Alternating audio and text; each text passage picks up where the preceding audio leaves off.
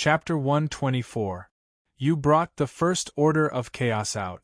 Is it the original version? Zhou didn't believe that the siren could obtain Chaos's original primordial energy art.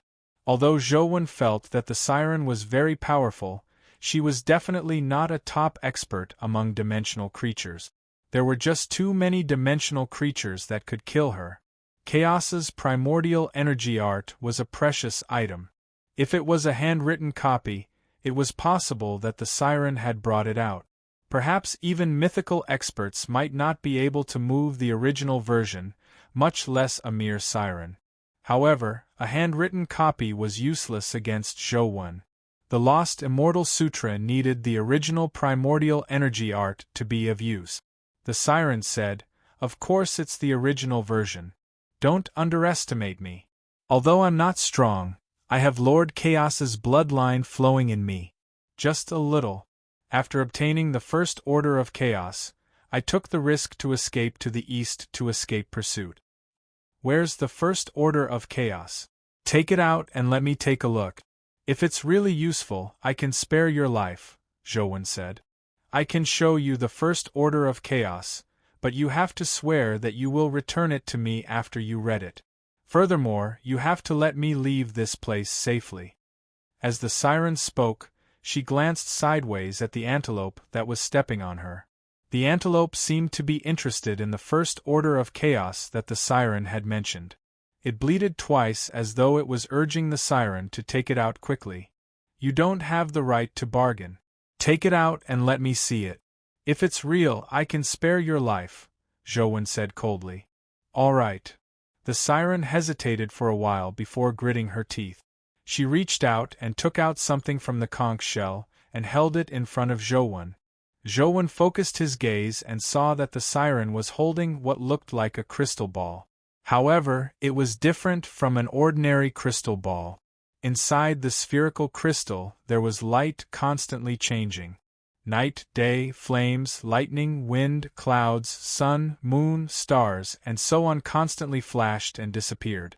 When the light and shadows appeared, Zhou could see the light and shadows forming some text. The text appeared and disappeared as the light and shadows alternated. However, Zhou didn't know what the text meant. It was different from the common Federation language he was learning. It was likely an ancient language from before the Federation era. Although he couldn't understand it, Zhou was surprised to discover that his gaze was still attracted by the words in the crystal ball. He couldn't even shift his gaze away as his body and mind followed the changes in the crystal ball, producing a strange feeling. He felt as if he had entered the world inside the crystal ball. His body felt the invasion of all things, being burned by flames, being bombarded by lightning, shivering in the dark night, and sinking in the ocean. It wasn't just Zhou. Even the antelope that was stepping on the siren stared intently at the crystal ball as though it had lost its mind. Seeing this, the siren was delighted. The corners of her mouth curled up slightly, revealing a sinister smile. "How can fools like you withstand Lord Chaos' divine power?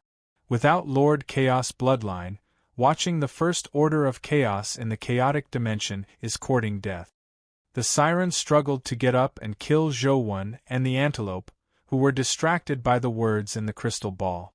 However, the antelope's body was like a mountain stepping on her. Despite using all her strength, the siren couldn't escape. "Damn it, why is this antelope so strong?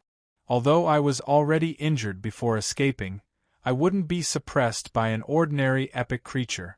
The siren wasn't anxious despite being unable to escape. The siren knew very well that as long as they watched the First Order of Chaos for a while longer, they would soon be attracted and assimilated. They would involuntarily throw themselves towards the chaotic dimension. All she needed to do was wait patiently. After waiting for a moment, a look of surprise flashed in the siren's eyes. Zhou was clearly a student at the mortal stage. At the mortal stage, they could only watch the First Order of Chaos for less than a minute before being attracted by it. They would involuntarily throw themselves towards the chaotic dimension and eventually be trapped inside. However, 2 to 3 minutes had passed, but Zhou was still standing there looking at the chaotic dimension. He had no intention of walking towards it. This human is a little strange. Recalling how her eye of the siren had failed to confuse him, the siren couldn't help but size him up. For a mortal stage to have such a performance, the siren felt that he might have some treasure on him. Otherwise, it was difficult to explain how he could withstand the eye of the siren and observe the first order of chaos for so long without being affected. As for the antelope, the siren had already determined that it was an extremely powerful existence. It wasn't surprising that it could last so long. Hence, in the living room on the second floor of Zhou Wen's building, an extremely bizarre scene happened. An antelope stepped on a mermaid, but the human and antelope's eyes were glued to the crystal ball in the mermaid's hand. Time ticked by. Half an hour later, Zhou Wen still hadn't walked towards the crystal ball. The siren was already very certain that Zhou Wen had an extremely powerful treasure on him. God really favors me. Not only did I luckily obtain the first order of chaos, but now, a powerful treasure has also delivered itself to me. The siren was delighted. She wished she could immediately escape the antelope on her and search Zhou Wen's body to find the treasure. Suddenly, the antelope on her back moved and slowly walked towards the crystal ball. It's finally moving. The siren was overjoyed as she threw the crystal ball into the air, making it float far away. The antelope walked towards the crystal ball step by step. After getting off her, the siren regained her freedom. The reason she hadn't thrown the crystal ball at the antelope and directly sucked it into the crystal ball was because she was afraid that the antelope would suppress her body and pull her into the crystal ball as well. The siren didn't immediately retract the crystal ball to deal with the antelope. Instead, she ran straight for Zhou Wen. Even a powerful creature like the antelope was attracted by the words of the first order of chaos. It couldn't help but walk over, but Zhou Wen remained unmoved. This made the siren even more certain that Zhou Wen had an extremely powerful treasure on him. It might even be in no way inferior to the chaos space. The siren eagerly swam towards Zhou Wen with her tail wagging, but at that instant Zhou Wen, who was standing there like a wooden stake, suddenly moved. The silver wings on Zhou Wen's back spread out as he tore through the air like a silver bolt of lightning. He pounced towards the chaos space crystal ball. The siren's first reaction was that Zhou Wen finally couldn't withstand the power of the words of the first order of chaos and had been attracted over. However, she immediately rejected this thought. How could a person attracted by the first order of chaos use essence energy skills and companion beasts? Zhou Wen was already close to the crystal ball. With the siren's hesitation, he had already pounced in front of the crystal ball and grabbed it with one hand. Courting death. The siren didn't panic as she sneered at Zhou Wen. Chapter 125. Even a siren with some of Chaos's bloodline couldn't touch the chaos space in the beginning. Later, after cultivating a portion of the first order of chaos, she was able to directly touch it with her hands. Only then did she escape to the east with it. However, the moment Zhou Wen grabbed the crystal ball, the siren's expression changed drastically. When Zhou Wen held the crystal ball, its luster converged. The myriad changes within vanished, and the words of the first order of chaos naturally vanished as well. Seeing Zhou Wen play with the chaos space that had completely lost its luster, the siren was stunned. Impossible! How is this possible? You are an Eastern creature. It's impossible for you to have Lord Chaos's bloodline. The siren was somewhat incoherent. She couldn't accept the fact that the chaos space was under Zhou Wen's control. With the crystal ball under Zhou Wen's control, the antelope immediately snapped to its senses. It immediately flew into a rage out of humiliation as it glared at the siren with its eyes spewing fire as it let out an angry cry. The siren jolted and turned to escape, but it was already too late. The third eye on the antelope's forehead opened. The sky was blazing white as a white beam shot out at the siren. The siren didn't even have the chance to scream before it was sucked into the antelope's vertical eye along with the conch. The antelope closed its vertical eye and felt much better. It had been too careless just now. It thought that with its own strength, nothing would happen to it. It never expected that it would be tricked by the siren and nearly get sucked into the chaos space. If it wasn't for Zhouwen, the antelope would have really been doomed. Zhouwen didn't notice the antelope's expression as he continued playing with the crystal ball in his hand. The crystal ball wasn't big, about the size of a billiard ball. In the beginning, Zhouwen was also affected by the first order of chaos in the crystal ball. Thankfully, after he was affected, the Lost Immortal Sutra gradually stopped spinning as usual. When it was activated again, it had already transformed into a brand new primordial energy art circulation method. It was naturally the first order of chaos. In fact, Zhouwen had long regained his senses. However, the crystal ball had been in the hands of the siren the entire time. He wasn't her match, so it was impossible for him to snatch the crystal ball from her, much less save the antelope. If he didn't save the antelope, he would still be unable to defeat the siren after she regained her freedom. Therefore, he could only wait for an opportunity. After the siren threw the crystal ball, Zhouwen knew that the opportunity he had been waiting for had arrived. He snatched the crystal ball and used the primordial energy art's power to control it, allowing the antelope to regain its consciousness. The crystal ball was indeed strange.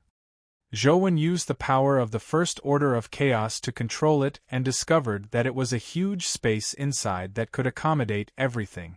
If one didn't cultivate the first order of primordial energy, 1 and chaos 1 1 1 1 1 1 1 1 1 1 1 1 1 1 1. Primordial energy. The primordial energy force 2 space in of the space of primordial Chen space comma 2 sn Zhou Yang Zhou of space of with a thought. Zhouwen injected the power of the first order of chaos into the crystal ball. The crystal ball shrank according to his will, quickly becoming the size of a bean. He wanted to continue shrinking, but the crystal ball didn't move. After obtaining such a magical crystal ball, Zhouwen was naturally in a good mood. However, what puzzled him was that although the Lost Immortal Sutra had helped him master the first order of chaos, it didn't increase any of his stats. His strength, constitution, and primordial energy were still at 11 points. His speed was still at 10 points without any changes. Zhouwen thought for a moment and carefully sensed the power of the first order of chaos, roughly guessing the reason. Zhouwen felt that the first order of chaos clearly strengthened his primordial energy, but his primordial energy attribute had already been strengthened by the Wordless Monument's primordial energy art. Therefore, cultivating the first order of chaos, which was relatively similar, didn't have much of an effect. It was just an additional primordial energy art.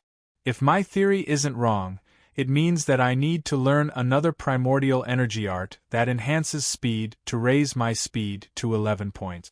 Zhouwen felt a slight headache. It wasn't easy to find an primordial energy art. Furthermore, it had to be an primordial energy art that mainly enhanced speed. The difficulty increased significantly.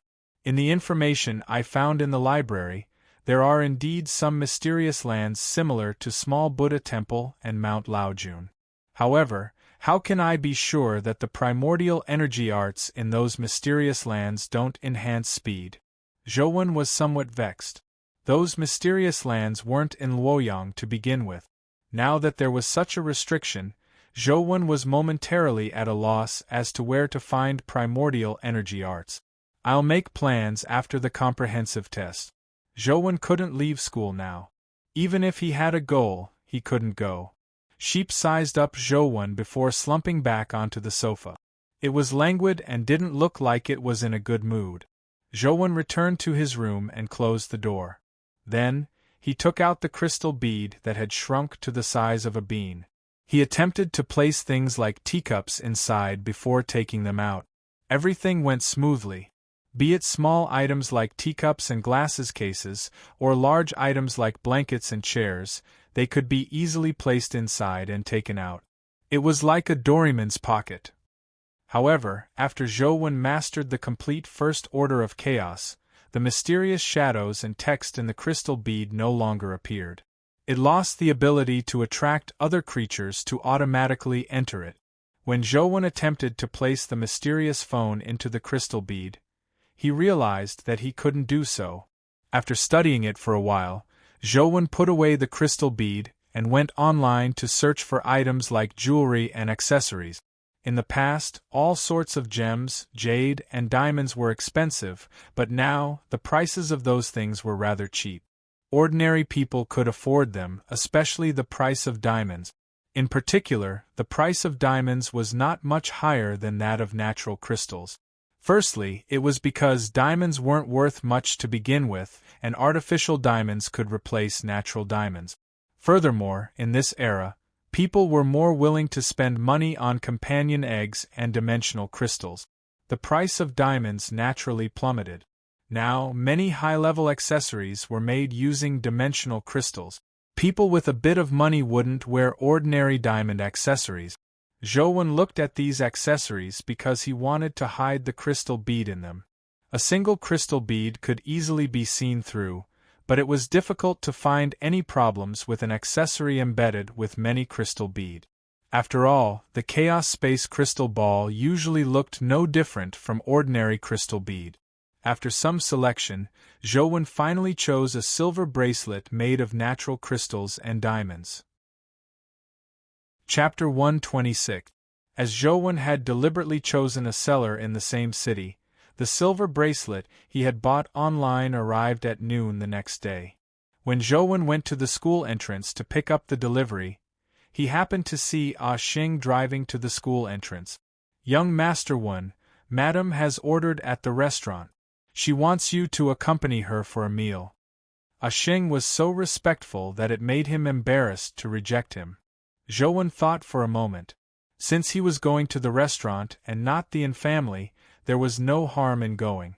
Since the bracelet didn't take up much space, Zhou Wen didn't specially run back to his dorm. He directly got into Ah Xing's car. "Young Master Wen, take a break first. It'll take about half an hour to get there," Ah Xing said to Zhou Wen as he started the car. "Aren't you and Tian's adjutant? Why do you often help Sislan?" Zhou Wen asked in puzzlement. Ah Xing said with a smile, "I'm the overseer's adjutant. Apart from my usual work, I'm also in charge of taking care of the overseer's daily life. At the same time, I'm also in charge of the family's security. I can be considered half an official of the family." Zhou Wen nodded and didn't say anything else. As half an hour was too long, Zhou Wen thought for a moment before opening the jewelry box and taking out the silver bracelet. The bracelet looked beautiful and exquisite. There were quite a number of diamonds and crystal beads embedded in it. Zhou Wen had bought it after checking the size, so the size of the crystal beads was basically the same as the crystal beads formed by the Chaos Space. Zhou Wen carefully removed one of the crystal beads and embedded the Chaos Space crystal bead into it. It looked perfect and almost flawless. With the diamonds beside it as a foil, the crystal bead wasn't that eye-catching. The average person probably wouldn't deliberately place the crystal beads on it. After trying it on his wrist, he realized a problem. The Chaos Space crystal bead was indeed inconspicuous, but such a bracelet on a man's wrist seemed a little too eye-catching. Silver is a little too flashy, and it's not hard enough. It's easy to break. I should buy another bracelet made of black steel later. Zhou Wen thought to himself as he took off the bracelet and placed it in the box. The box was a little too big, so he couldn't put it in his pocket. All he could do was hold it in his hand. After arriving at the restaurant, Zhou Wen realized that Jing was there as well. "Little one, come over quickly. The dishes have been ordered. You're the only one left." Ouyang Lan very naturally pulled Zhou Wen to sit beside her. Although Zhou Wen didn't have a good impression of Jing, he didn't mind. Since he was here, he could sit down and have a meal with Ouyang Lan. Jing sat on the other side of Ouyang Lan and glanced at one without a word. She wore a proud and cold expression. Ah Xing had already instructed the staff to serve the dishes. While the dishes were being served, Ouyang Lan saw the box in Zhou Wen's hand and asked, "Little one, what's that?" Zhou Wen thought to himself, it's good to let Ouyang Lan take a look. If even Ouyang Lan can't see any flaws, it will be even harder for others to do so. "I bought a bracelet. Sis Lan, take a look." Zhou Wen handed the box to Ouyang Lan. "I bought a bracelet for one." Zhou took it and looked at Lan. "Tang up. One up. Up. Tang. One up. Little one, I never expected you to be so thoughtful. This is a birthday present for little Jing, right? I didn't plan on telling you that it's little Jing's birthday today. I just wanted you to come over for a meal, but I never expected you to prepare a gift in advance." Ouyang Lan really believed that it was a gift Zhou Wen had prepared. Otherwise, why would a man like him buy a woman's bracelet and bring it here? Zhou Wen was taken aback when he heard that. He didn't know that he had bought a woman's bracelet. All he knew was that the size was perfect for embedding the chaos space crystal bead, so he bought it. If Ouyang Lan hadn't told him, he wouldn't have known that it was a woman's bracelet. And Jing also believed that Zhou Wen had really bought the bracelet for her. She felt a little ashamed. Zhou Wen isn't a bad person. I did go overboard in the past. Should I find an opportunity to apologize? Just as Jing was thinking about it, she suddenly heard Zhou Wen say, "Sis Lan, I didn't know that it's Jing's birthday today.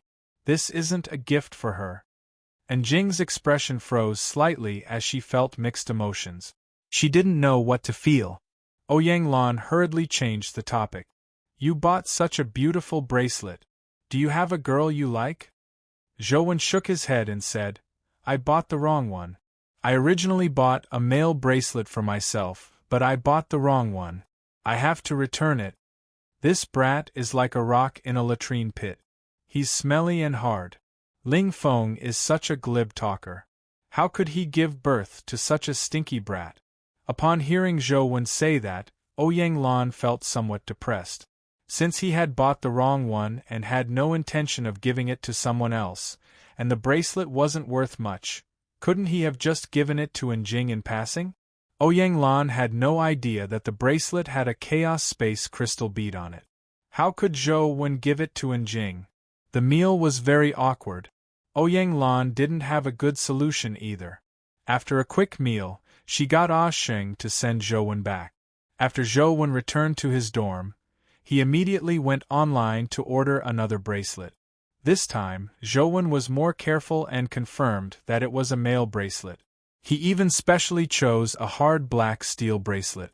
After Zhou Wen received the new bracelet, he embedded the chaos space crystal bead into it and found it very suitable. Even if he looked carefully, it was difficult to distinguish the chaos space crystal bead hidden among the diamonds and natural crystals. Furthermore, he usually had his sleeves to hide it, so most people wouldn't be able to see that he was wearing a bracelet. After all this trouble, Zhou Wen finally settled the bracelet, but the comprehensive test was approaching. Li Xian hadn't been seen for days, so he was probably working hard to raise his strength. With the Li family backing him, he had an endless supply of dimensional crystals and companion eggs. It wasn't difficult for him to raise his stats and contract a powerful legendary companion beast. It was likely that his strength would increase extremely quickly. Only on the day of the comprehensive test did Zhou Wen realize that Sunset College had so many students. There were probably more than 10,000 people. The field was divided into 4 special areas. In one area, there were more than 100 boiling pots of oil. The oil in the pots emitted blue smoke, as though it would ignite at any moment. In another area, 30-centimeter wide paper was made into a 100-meter-long wooden bridge. It was likely the testing ground for crossing the paper bridge. The other 2 testing grounds were relatively far from Zhou Wen. He could only vaguely see some stone cauldrons and nothing else. "Old Zhou, how are your preparations? Do you have the confidence to enter the top 10? Li Xian came to Zhou Wen's side and hugged his shoulder with a smile. "Juniors, all of you are really cute. You want to rush into the top 10 as a freshman. You have aspirations.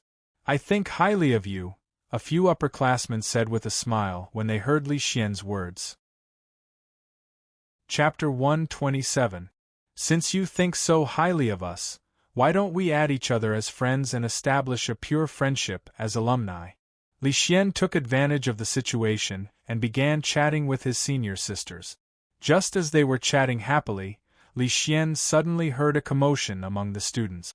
It was as though many seniors were saying, "Brother Wei. Brother Wei. Brother Wei." The few seniors who had a good chat with Li Xian suddenly ignored him and waved their hands in a direction. Holy sh*t, is Sunset College that open? Li Xian was puzzled as he turned to look in the direction where the seniors were waving their hands. He saw a boy walking towards the podium to speak on behalf of the students. When he saw the boy clearly, Li Xian said sourly, "So what if he's the president of the student council? It's just that he entered the school 2 years earlier than us. I'll run for the president of the student council later and become one too." "Is he very strong?" Zhou Wen asked. "He's not bad. The president of Sunset College's student council typically has the strength to squeeze into the top 3 in the school. Before we came, this Wei Gu was considered the second strongest in the school. His life providence is that he's well versed in both literature and martial arts. He learns everything especially quickly. Things that others need to spend a lot of time to practice. He can learn them immediately and quickly master them. From punches, kicks, and weapons to theoretical knowledge, he hasn't gotten second place ever since he entered Sunset College," Li Xian said. "He hasn't gotten second place? Why are you saying that he's the second strongest?" Zhou Wen asked in puzzlement. Li Xian chuckled and said, "He hasn't gotten second place, but he has been ruthlessly beaten up. However, the only person who can beat him up in Sunset College was that freak, Huang Ji. Now, the situation is different. With the 2 of us here, he can only be fourth in the future." After Wei Gu spoke, he also gave a demonstration of the 4 items to all the students. It was mainly to let the freshmen know how to take the test. There were a total of 100 heated pots of oil to fish out the coins. However, these 100 pots of oil were divided into 10 groups. Each group had 10 pots of oil, and the temperature of the pots at the back was higher. Generally, as long as one could fish out the coin from the first pot with the lowest temperature, it would be considered a pass. This project is very dangerous. Students, before choosing this project, you have to consider it carefully.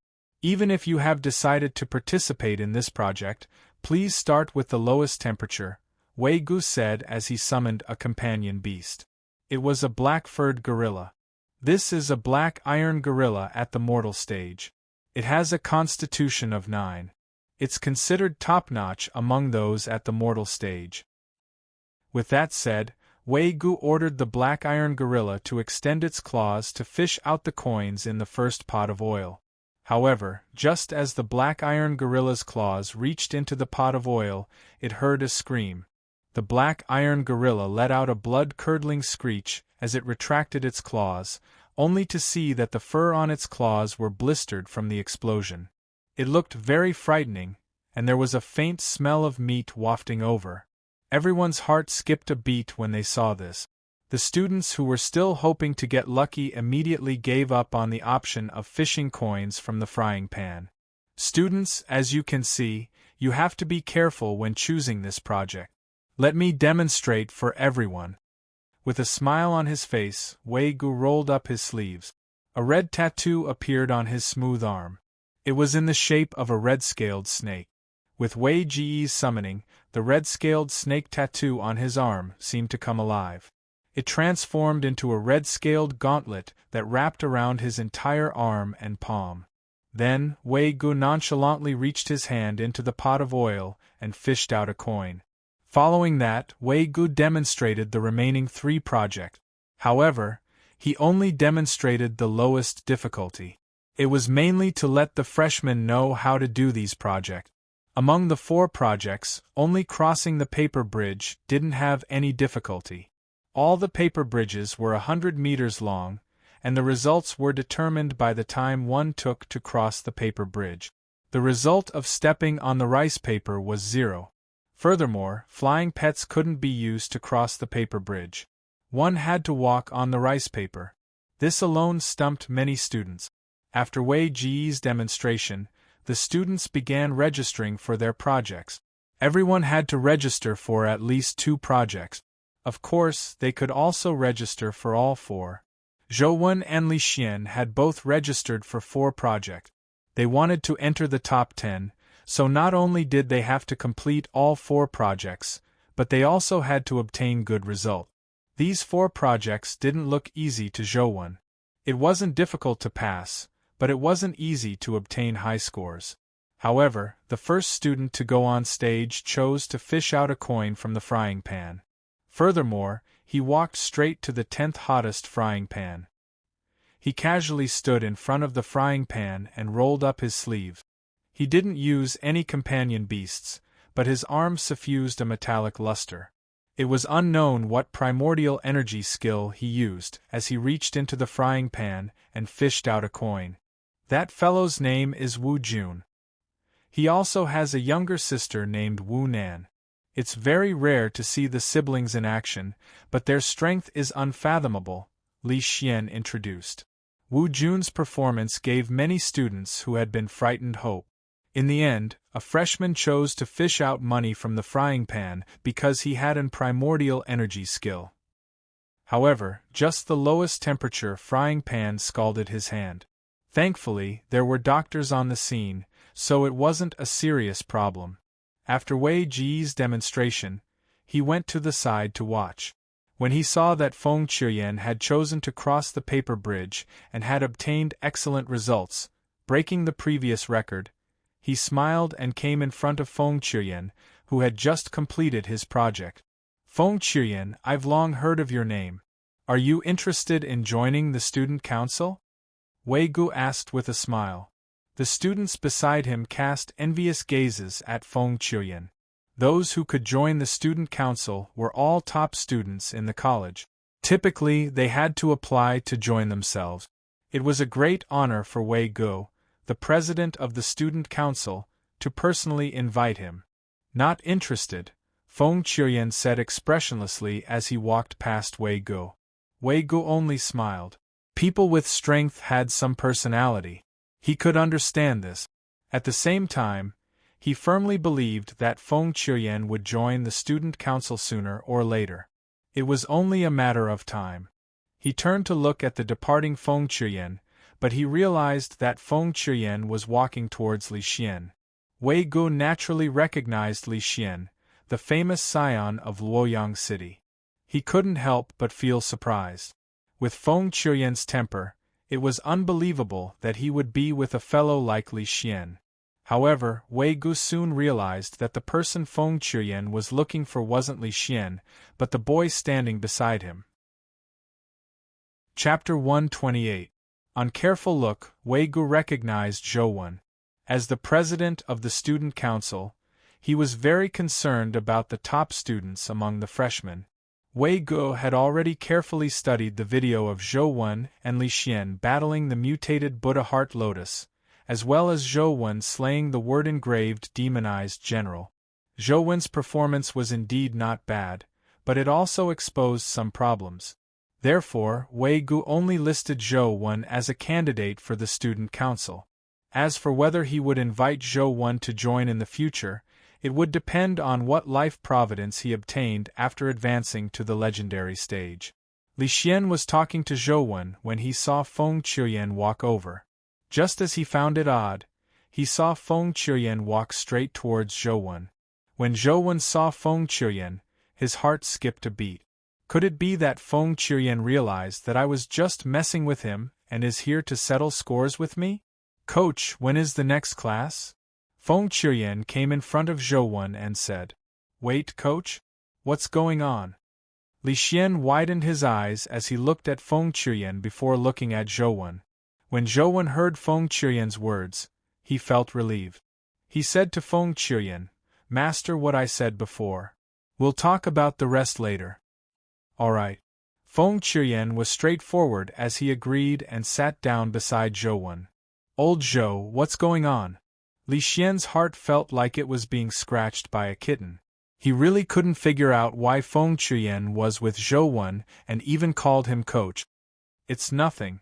It's just that Feng Chuyen hired me to be his personal coach and tailor a training plan for him, Zhou Wen said casually. After Li Xian heard that, the way he looked at Zhou Wen turned even odder. With Feng Chuyen by the side, he couldn't say anything, but he mumbled inwardly, "What the hell? Feng Chuyen can hire any coach he wants. It wouldn't be difficult even if he found an epic expert to be his personal coach. Why would he find a student from the same school to be his coach? Furthermore, Zhou Wen hasn't advanced to the legendary stage, yet he's being Feng Chuyen's coach. Is Feng Chuyen's brain damaged?" Li Xian fidgeted uneasily.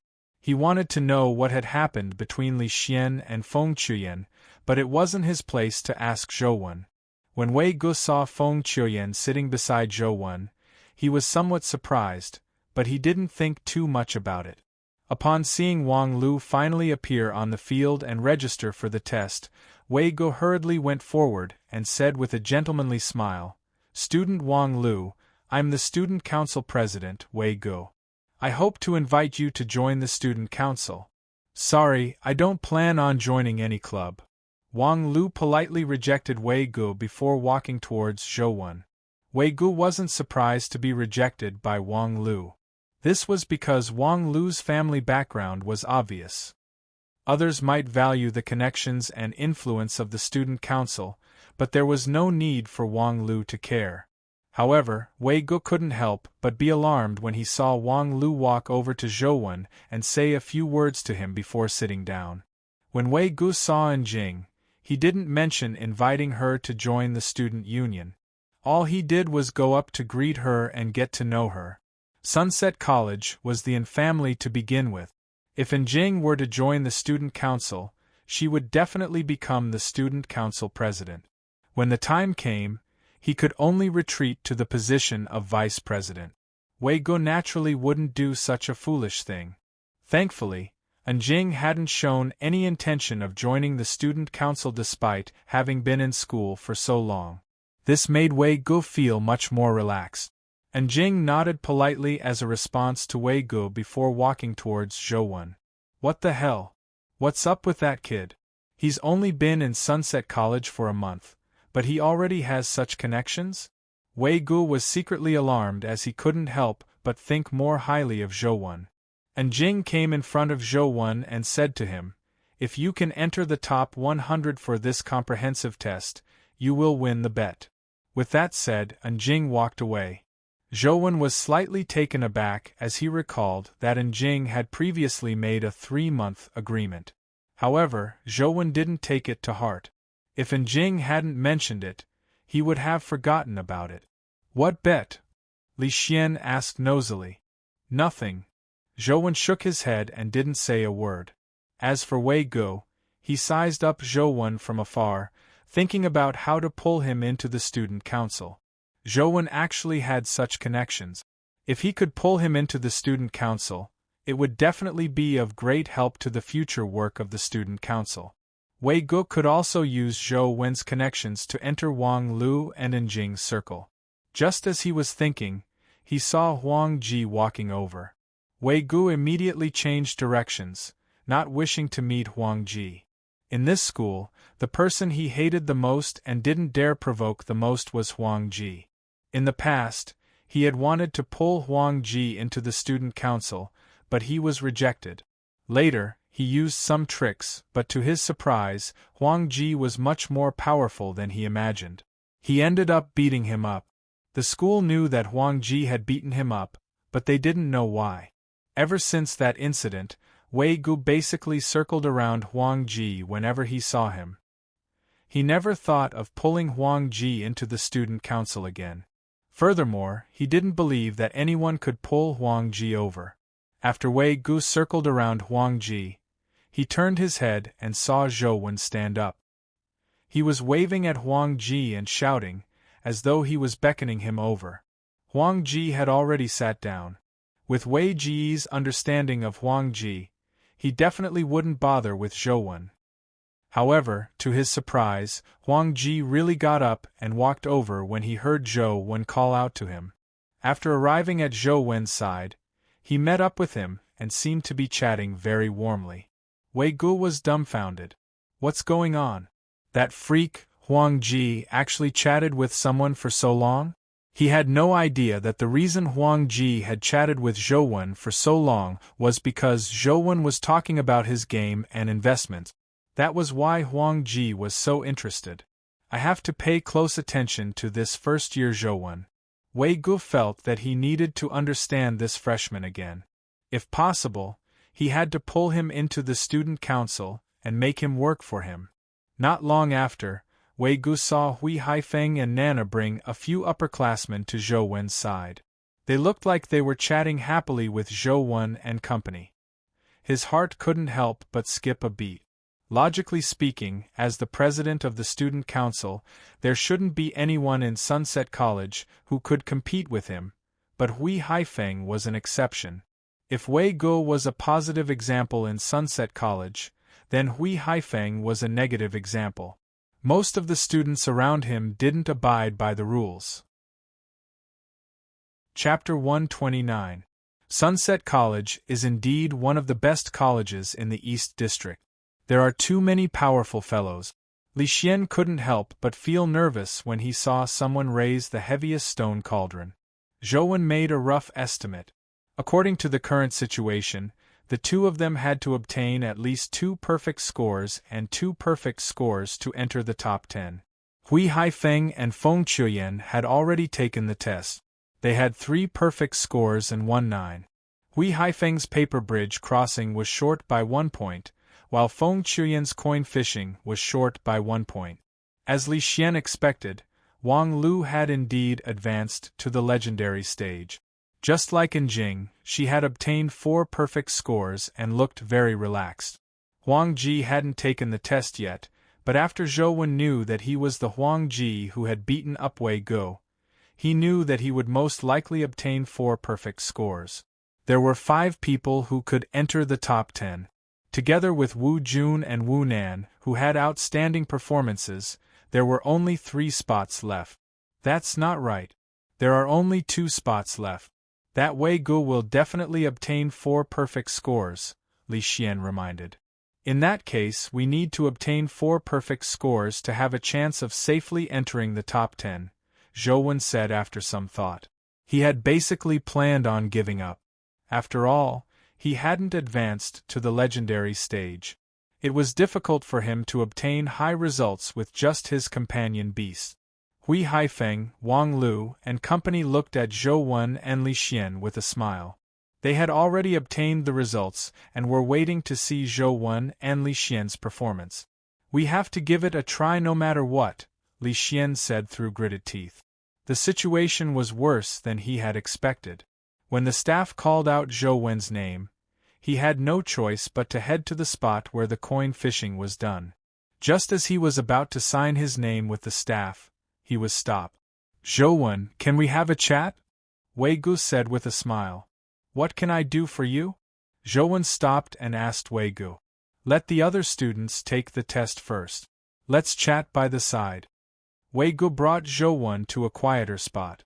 Speak your mind, Zhou Wen said. Zhou Wen, you haven't advanced to the legendary stage, right? Do you have the confidence to get into the top 10? When Wei Gu saw Zhou Wen looking at him suspiciously, he continued, Don't misunderstand. I don't mean anything else. I just think that you are a talent. It would be a pity if you can't get into the top 10 because of your level. What do you mean? Zhou Wen looked at Wei Gu in puzzlement, unsure what he was getting at. The student council still has a vacancy for the vice president. I admire you very much and hope to recommend you to be the vice president of the student council. Wei Gu paused for a moment before saying with a smile, As the president, I will naturally do my best to help the members of the student council. Perhaps it will help you get into the top 10 of the comprehensive exam. Thank you for your kind intentions, but I've already agreed with Li Xian to form my own club, Zhou Wen said. Sunset College had a clear rule that students who had already joined a club couldn't become a member of the student council. This was to prevent clubs from using the power of the student council for personal gain. Is that so? That's such a pity. The door to the student council is always open for you. If you change your mind, you can come to me at any time. Wei Gu wore a look of regret, but he didn't say anything else. Zhou went to the staff to sign in before heading to the first test venue to do the coin fishing test. President, don't tell me Zhou will become a second Hui Haifeng? A member of the student council beside Wei Gu whispered. Wei Gu didn't answer him. After some thought, he asked, "You were the one who set up the venue, right?" "That's right. It was all set up by our student council. Wasn't this arranged by you, President?" Jing Tianluan asked in puzzlement. "I didn't arrange for you to tamper with it, right?" Wei Gu narrowed his eyes and said to Jing Tianluan. Jing Tianluan's forehead was immediately covered in cold sweat as he forced a smile and said, "Indeed, nothing can be hidden from you, President. I'm also doing something for the students. I don't dare to think too much. I just want to pass." Wei Gu said indifferently, "Don't worry. I didn't say it before, and I won't say it in the future. However, I need your help with something." "What's the matter, President? Please instruct us." "We'll definitely do it for you," Jing Tianluan hurriedly said. "Lower the difficulty of the events that Zhou participates in. The lower the better. It's best if he can obtain 4 full marks," Wei Gu said. Jing Tianluan asked suspiciously, "President, that Zhou has already rejected you. Why are you still helping him?" "Rejecting me doesn't make him an enemy. This person isn't simple. There's no harm in doing him a favor." When Wei Gu said that, he looked at Zhou and smiled. There was something he didn't say. If they became enemies in the future, this matter might become something that could be used against Zhou. If a student were to be caught cheating, it would be a very serious matter in Sunset College. A light punishment would be a major demerit, and a heavy punishment would be expulsion. "All right, I'll do it now. However, the adjustments we can make are limited to a certain range. I'm afraid it'll be very difficult for him to obtain full marks at the mortal stage," Jing Tianluan said after some thought. "Just do what needs to be done." "Remember, I don't know anything," Wei Gu said. "Understood. President, don't worry. This has nothing to do with you," Jing Tianluan hurriedly said. Zhou came in front of the pot of oil. He was rather careful as he started with the pot with the lowest temperature. "How many points do you think Zhou can get from this round?" Li Xian asked Hui Haifeng. Hui Haifeng shook his head and said, "It's hard to say. Normally speaking, without advancing to the legendary stage, one doesn't have a legendary companion beast or primordial energy skill. It's not easy to fish out a coin from the 5th pot. However, Zhou is somewhat unusual. Perhaps he might have an unexpected result. It's about my estimate. I think with his ability, he should be able to get about 7 points. Any higher would be a little difficult." Li Xian knew Zhou quite well. In fact, Zhou had roughly estimated the score. Although he had the Lotus Flower Buddha body to protect him, it was a primordial energy skill that augmented his entire body. It wasn't as practical as a primordial energy skill that augmented his arm. Furthermore, his constitution wasn't comparable to that of a legendary. Even a legendary might not be able to get 10 points. Zhou estimated that he would only get 7 or 8 points. However, Zhou realized that the temperature of the pots behind him wasn't as high as he imagined. He successfully fished out a coin from the last pot and obtained full marks without any suspense. Although it was thanks to the Lotus Bracer, Zhou still felt that something was amiss. "What? From the looks of it, the test isn't that difficult." Li Xian heaved a sigh of relief when he saw Zhou easily obtain full marks. He fished out the coin behind Zhou, thinking that since Zhou could easily obtain full marks, he shouldn't waste any more time.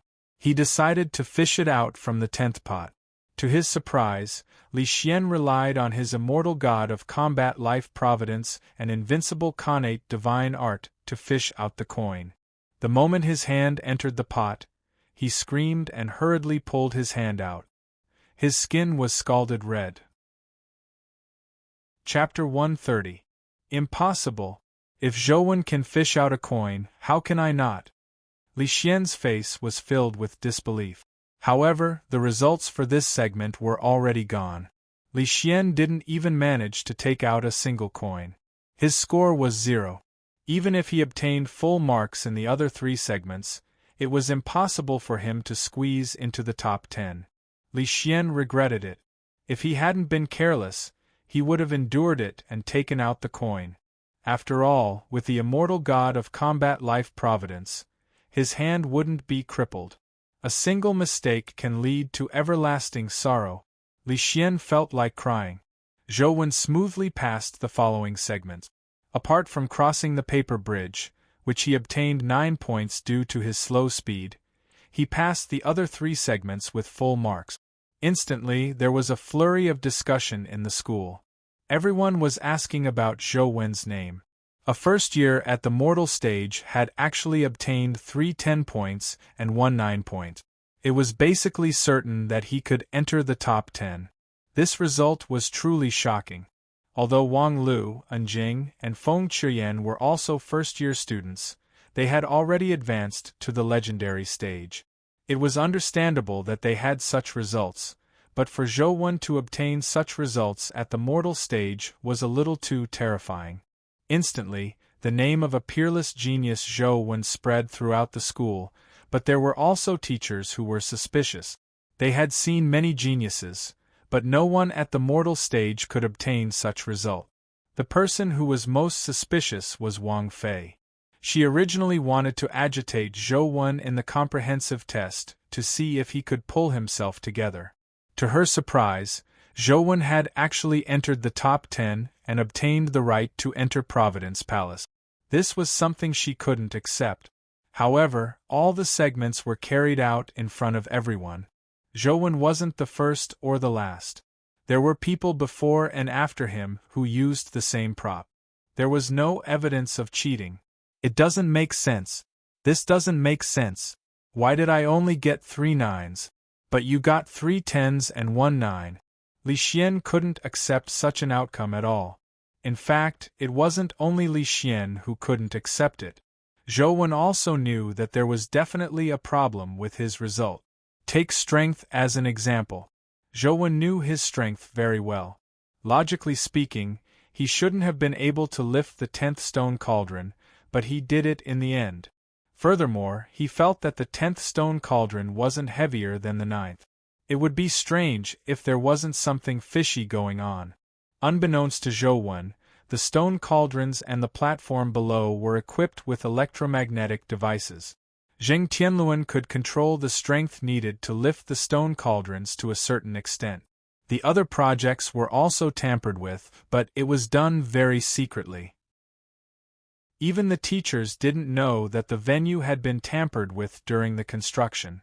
After the comprehensive examination, the venue would be demolished, and it would be even more secretive.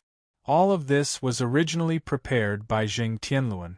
He wanted to use these means to break into the top 10, but after being exposed by Wei Guo, he didn't dare tamper with his test. Instead, it benefited Zhou. Zhou had inexplicably obtained the reputation of being a genius. When Wei Guo specially came to congratulate him, he had even winked at him. This immediately confirmed Zhou's suspicions of Wei Guo. It was indeed Wei Guo who tampered with it, but why did he do that? Just to rope in a freshman like me to join the student council? Zhou was somewhat puzzled. Regardless, Zhou was famous in Sunset College. Over the years since Sunset College was established, there had never been a student at the mortal stage who had such result. As expected of Coach Feng Qiyan didn't doubt it at all.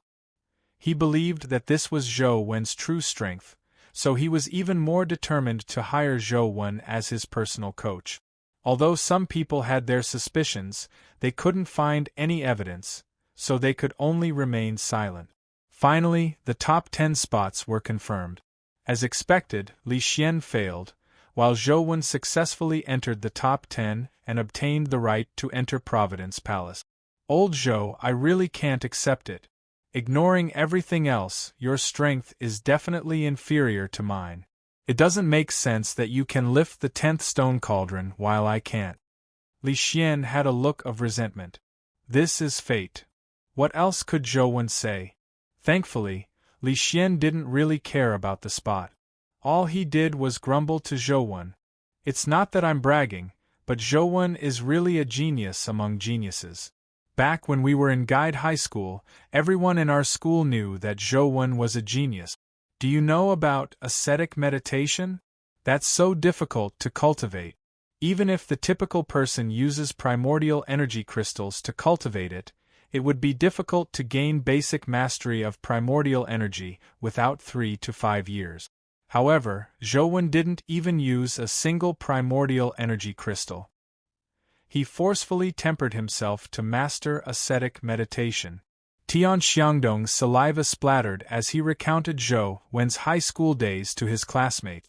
Unbeknownst to Zhou Wen, he had already become a representative figure of Sunset College's freshmen. He was considered the most promising freshman in Sunset College this year.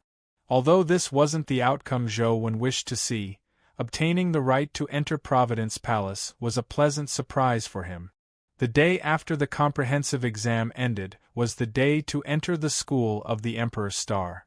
Zhou Wen and the other 9 students all received tokens from the school. Under the guidance of a tutor, they arrived at the legendary school of the Emperor's Star. Providence Palace was more gorgeous and majestic than the Forbidden Palace. After becoming a dimensional zone, it made people feel even more majestic. Although they were underground, it didn't stop Zhou Wen and the other students from marveling at the greatness of the ancients. Outside the Yintian Gate, Zhou Wen and company were waiting for the moment the Yintian Gate opened.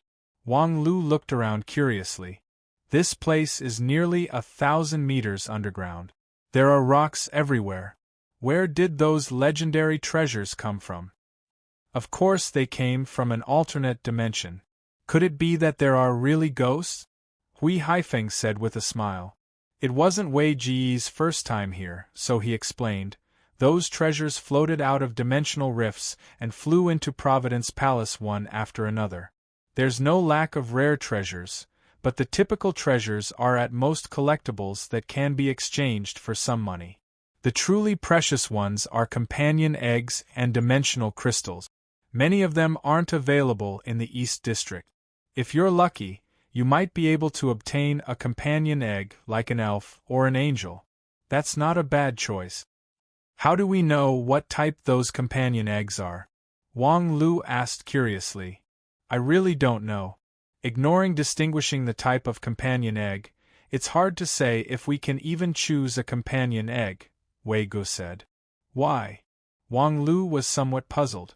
That's because all the treasures are stored in boxes. We can only see those boxes, but we don't know what's inside. Once we choose a box, there's no way to change it. So, what we choose can only depend on luck, Hui Haifeng explained. Chapter 131. Zhou Wen kept searching for the tiny palm symbol, but he didn't find it. Zhou Wen had looked at the city gate tower countless times, but he didn't find the tiny palm symbol. However, apart from Yingtian Gate, there were only city walls everywhere. There was no palm symbol. Could the tiny palm symbol be inside Providence Palace? Zhou Wen looked at the tightly shut door and thought to himself, if it's really inside, it'll be troublesome. Providence Palace only opens its city gates on such a day every year, but the tutors have repeatedly exhorted me not to enter. In the past, an epic expert entered Providence Palace on this day but failed to come out, much less someone at the mortal stage like me. Just as he was feeling disappointed, he suddenly heard the sound of musical instruments coming from Providence Palace. It was melodious and solemn. Accompanied by the music, the city gate that seemed to have been sealed for thousands of years slowly opened. Inside the city gate was a resplendent purple glow. It was so dazzling that it was difficult to look straight at it. Before Zhou Wen and company could see the scene inside the city gate clearly, the underground space suddenly lit up. Spatial rifts that resembled holy light bloomed. Then, Zhou Wen and company saw an unbelievable scene. They saw gift boxes of various sizes slowly fly out of the spatial rift. There were exquisitely carved wooden boxes, antique lacquer boxes, and emerald green and snow-white jade boxes. Most of them were large metal boxes. There were even some gold and silver boxes embedded with gems. They looked resplendent and extremely exquisite. The girls' eyes nearly popped out of their sockets when they saw them. There were many gift boxes. In just a moment, there were already over 1,000 of them flying towards the Ingtian gate. Just like the legends said, it was as if there were invisible ghosts dragging them as they lined up and slowly flew into the Ingtian gate. There are so many boxes. How should we choose? Feng Qiuyan frowned. We can only rely on luck. There's no other way. Hui Haifeng strode towards a small golden chest inlaid with various colored gems. He took out his token and lightly patted the small golden chest. The small golden chest immediately lost its support and was no longer able to float in the air. It fell towards the ground. Hui Haifeng reached out and grabbed the golden chest, then retreated. He was very straightforward. Zhou Wen looked at the tens of thousands of gift boxes and really didn't know which one to choose. At that moment, Wang Lu said to Zhou Wen, "My luck has always been good. If you need it, I can help you choose one." When Wang Lu said that, she was filled with confidence, as though she would definitely choose something good as long as she chose. "All right, I'll leave it to you then." Zhou Wen was extremely disappointed that he didn't find the tiny palm symbol. Choosing a box was meaningless to him. If he couldn't download the Providence Palace dungeon, the chances of choosing a gift box with a companion egg hidden among the thousands of gift boxes were just too low. It was even more difficult to choose a gift box that contained a high-level companion egg. Zhou Wen's luck at gambling had never been good, so it made no difference to him whether he chose it or not. He couldn't be bothered to waste his effort and casually threw the token to Wang Lu. Even if he were to choose himself, he would just randomly select one. It was no different from letting Wang Lu choose. He might as well save some time and see if he could find the tiny palm symbol. "Do you need my help?" Wang Lu looked at the others and asked. "Since we're already here, it's all a test of luck. It's better to choose one yourself," Wei Gu said with a smile. The others clearly liked to have their fates in their own hands. No one planned on letting Wang Lu choose for them. Apart from Hui Haifeng, who had already made his choice, the others began to observe the gift boxes, hoping to find some clues. Zhou Wen was also observing, but he was looking into Providence Palace to see if he could find the tiny palm symbol. Unfortunately, Providence Palace was filled with a resplendent divine light. All he could see was the gift box flying in, but he couldn't see what was inside. However, Wang Lu had no intention of seriously choosing. She used the 2 tokens as darts and threw them into the rows of gift boxes. With 2 clangs, 2 gift boxes were smashed to the ground by the tokens she threw out. Wang Lu ran over with a grin and carried the 2 gift boxes back. She handed one of the gift boxes to Zhou Wen. The gift box was carved from wood. It was squarish and about 30 centimeters long. There were some cloud patterns engraved on it, but other than that there was nothing else. Zhou Wen wasn't in the mood to see what was inside. After receiving the box, he stuffed it into his backpack and continued looking into Ingtianmen. "Aren't you going to open it and take a look?" Wang Lu said. "There's no need. It doesn't matter what it is," Zhou Wen said casually. Wang Lu was slightly displeased when she saw how indifferent Zhou Wen was. Seeing that the others were choosing their boxes and no one was paying attention to them, she said to Zhou Wen, "Don't think that I'm just randomly choosing. My luck is very good. The items I choose definitely won't be bad." "Yes, thank you," Zhou Wen said perfunctorily. Seeing Zhou Wen's perfunctory manner, Wang Lu felt infuriated. She glared at Zhou Wen, but he had been observing the situation inside Providence Palace and didn't look at her at all. "If I had known, I wouldn't have helped you choose," Wang Lu muttered and retreated to the side. She didn't even have the mood to open her gift box to see what was inside. Wei Gu and company also made their choices. Even when their counselors led them out of Providence Palace, Zhou didn't find the tiny palm symbol. He was extremely disappointed. The 10 of them had no intention of opening the gift box on the spot. Zhou also returned to his dorm with the gift box Wang Lu had chosen for him. "I wonder what it is?" Zhou casually opened the gift box. Just as he had expected, there were no companion eggs or dimensional crystals inside. Instead, there was a strange-looking, worn-out copper pot. Could this be a chamber pot? Zhou looked at the copper pot in the box. No matter how he looked at it, it looked like a chamber pot used in ancient times. However, from the looks of it, it seemed a little small. The opening was also rather thin, making it unlikely suitable for adult. Furthermore, the design looked rather exquisite. The lines were very smooth, and it didn't seem to match the ancient style of the East District. Zhou switched on his ordinary phone and checked online. Soon, he knew what it was. It was a handheld oil lamp from ancient Arabia.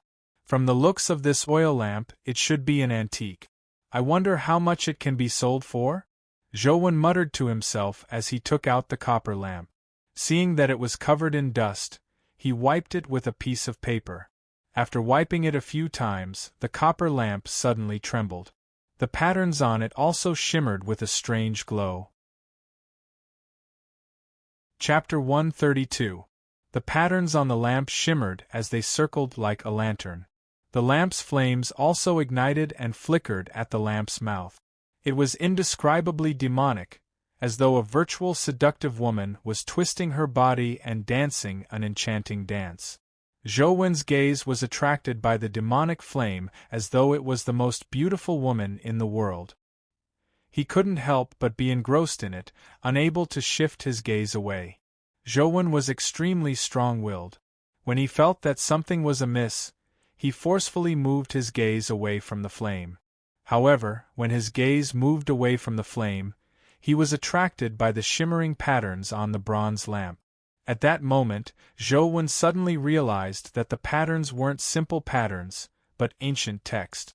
The demonic power contained in the text was countless times stronger than the flame, making Zhou involuntarily attracted. How can this be? Zhou left hand's fingers suddenly moved on their own as though he was playing a piano. However, his consciousness didn't allow his fingers to move at all. Zhou wanted to use his other hand to control his left hand, but the fingers of his other hand moved as well. Soon, it wasn't just his fingers. Zhou's entire body began moving uncontrollably. This movement wasn't irregular, and Zhou realized that his body was dancing. Zhou had never come into contact with dancing before, nor did he have any interest in it. He wouldn't even watch a dance program, but at that moment, he was like a professional dancer. His body seemed to dance to the rhythm of some music, making all sorts of moves that he had never thought of before. Furthermore, his dance moves looked like a woman's dance moves no matter how he looked at them. They were extremely enchanting, light, and elegant. However, it looked extremely comical for a man to do it. If Li Xian were here to see Zhou's dance, he would probably be lying on the ground laughing. Zhou tried his best to control himself, but it was useless. He switched a few primordial energy arts, but it was useless. His body twisted more and more violently, and there were many actions that resembled flirtatious glances. Soon, Zhou realized that his actions were identical to the flame's throbbing, as though he was a puppet controlled by the flame. Damn it! What the hell is this? Zhou felt like he was going crazy. As Zhou's dance sped up, the automatically circulating Lost Immortal Sutra slowed down. As the Lost Immortal Sutra slowed down, so did Zhou's body. When the Lost Immortal Sutra completely stopped circulating, Zhou's body stopped twisting. However, in the next second, the primordial energy in his body circulated crazily. It was no longer the lost Immortal Sutra's route, but another primordial energy art that he had never cultivated before. The patterns on the oil lamp are also a type of primordial energy art. Zhou was alarmed but also somewhat delighted. This primordial energy art was very odd. It was different from any primordial energy art that Zhou had come into contact with in the past. It seemed to have countless strange transformations. At times it was light and graceful, and at other times it was as swift as a storm. It gave Zhou the urge to tear through the air and dance. Time ticked by. When Zhou regained control of his body had already mastered the primordial energy art. The oil lamp that was floating in midair suddenly lost its luster and fell to the ground, returning to its dilapidated appearance. Just as Zhou was about to pick up the oil lamp, he suddenly felt something amiss with his body. The primordial energy art he had just mastered dissipated as the lost Immortal Sutra began circulating again. However, this circulation was different from any of the previous ones. Primordial energy filled his body and circulated like blood. Boom! Zhou felt his mind buzz as a voice constantly reverberated in his head. If God defy me, I'll slay God. If immortals defy me, I'll slay immortals. Not the same as God. Not the same as immortals. I am me. The voice was unbridled and arrogant, but it had a demonic power that left one trembling in fear.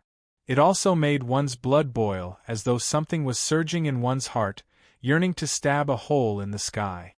Zhou wasn't unfamiliar with this voice. In the countless nights he had cultivated the lost Immortal Sutra, this voice had constantly whispered in his ear. However, in the past, he had never been able to hear what the voice was saying. Today, he finally heard what the voice was. It was a woman's voice, but it had a soul-stirring aura.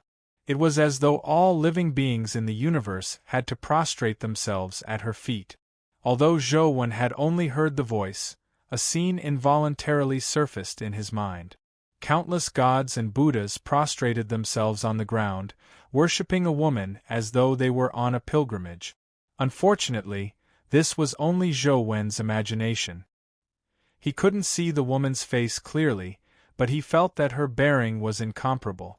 She seemed to be high and mighty, but she wasn't wholly like an immortal or Buddha. She had a murderous aura. The voice in his mind became weaker and weaker, as though it was about to dissipate. In the end, it was almost inaudible. Zhou vaguely heard a sentence that seemed different from the one before. When immortals die. However, the voice was too soft towards the end. It was about to dissipate, preventing him from hearing the complete sentence. Boom! The lost Immortal Sutra circulating in his body seemed to explode as all the cells in his body seemed to bloom. It made Zhou suspect if his body had self-destructed. Degeneration. Constant degeneration. Zhou felt as though his consciousness had fallen into the deep sea as it constantly sank.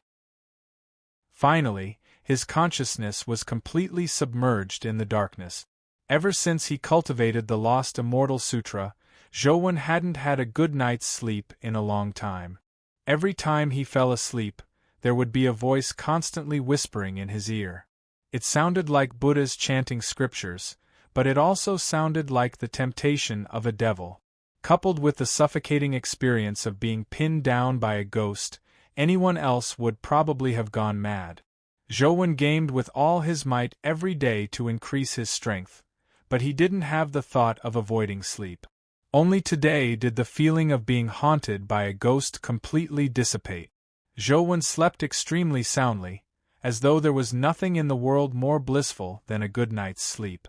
When Zhou woke up, he stretched his back and felt so comfortable that he nearly moaned. All the cells in his body seemed to be cheering in comfort. Chapter 133. Pooey, pooey, pooey. Zhou spat out a mouthful of cement and looked at his hands in surprise. What's going on?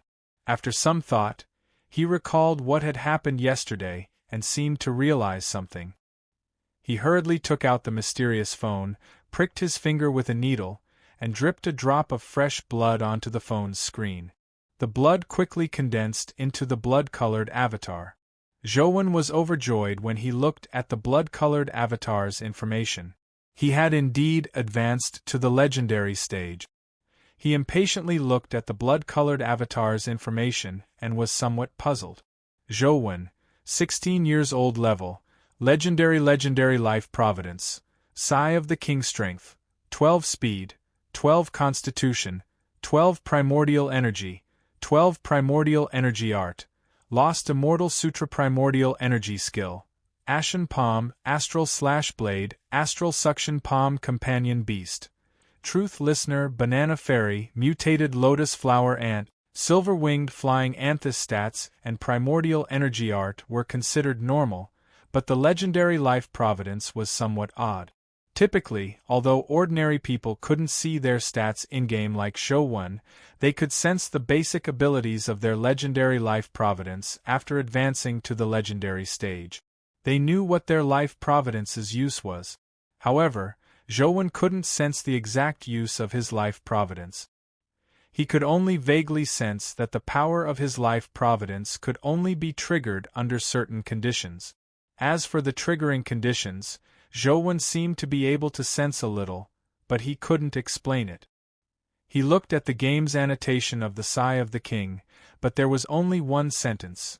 Psi of the King is endless oblivion. Zhou didn't understand what the annotation meant, so he was momentarily unsure if his life providence was good or bad. However, being able to advance to the legendary stage was ultimately a good thing. It meant that Zhou could finally incubate legendary companion eggs. He didn't need to have any qualms about absorbing high-level dimensional crystals to raise his stat. As for killing epic creatures, Zhou wasn't that arrogant. The difference between the epic stage and the legendary stage was far greater than the difference between the legendary stage and the mortal stage. The weakest epic could easily kill the strongest legendary. It wasn't only because the stats of epic creatures were stronger. Another reason was that epic creatures had life soul protection. They were completely different realms from the legendary stage. It was just too difficult for a legendary to defeat an epic. I can't care so much anymore. Let's get my attributes up first. Zhou picked up the mysterious phone and wanted to enter the game to grind for some high-level dimensional crystals to raise his stat. Otherwise, even if he advanced to the legendary stage, he would still be at the bottom. Li Xian and Nanjing had the support of their families. It was very simple for them to raise their stats. All they needed to do was use the dimensional crystals their families had prepared for them. However, Zhou had to rely on himself for everything. Before he could open the dungeon, he heard the doorbell ring. Old Zhou, what treasure did you choose in the school of the Emperor's Star? Don't tell me your luck is so bad that you chose a urinal or something like that. Li Xian stood at the door, not daring to enter. He looked straight into the room and saw the antelope sleeping on the sofa. He hurriedly shrank his head back. Take a look for yourself. Zhou led Li Xian into the room. No. I won't go in.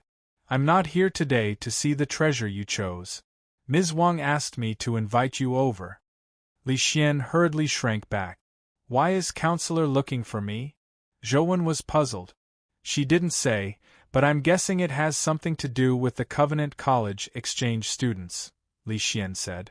What do you mean? Zhou didn't understand. Covenant College was a famous school in the West District. It was worlds apart from Sunset College. Even if an exchange student came, it shouldn't have anything to do with him. Li Xian said with a smile, an exchange student from Covenant College has come to our Sunset College to study here for a period of time. I heard that the exchange student is very extraordinary. He's a member of the 6 hero families and is very famous in Covenant College. He's considered the successor of the 6 heroes and is the person most likely to reach the realm of the 6 heroes in the future. What has that got to do with me? Zhou frowned. Since he's an exchange student, it's normal for him to interact with the students of our school. In order to not lose face, the school will definitely let the best students interact with that fellow. As one of the top 10 in the comprehensive test, it's normal for the school to give you such an important mission. However, I don't think it has anything to do with you. After all, your ranking in the top 10 is too low. As long as you don't forcefully stand out, Huang Ji, Wei Guo, and Enjing will definitely accompany that exchange student. You can just watch the show, Li Xian said. Zhou thought that it made sense and went to Wang Fei's office.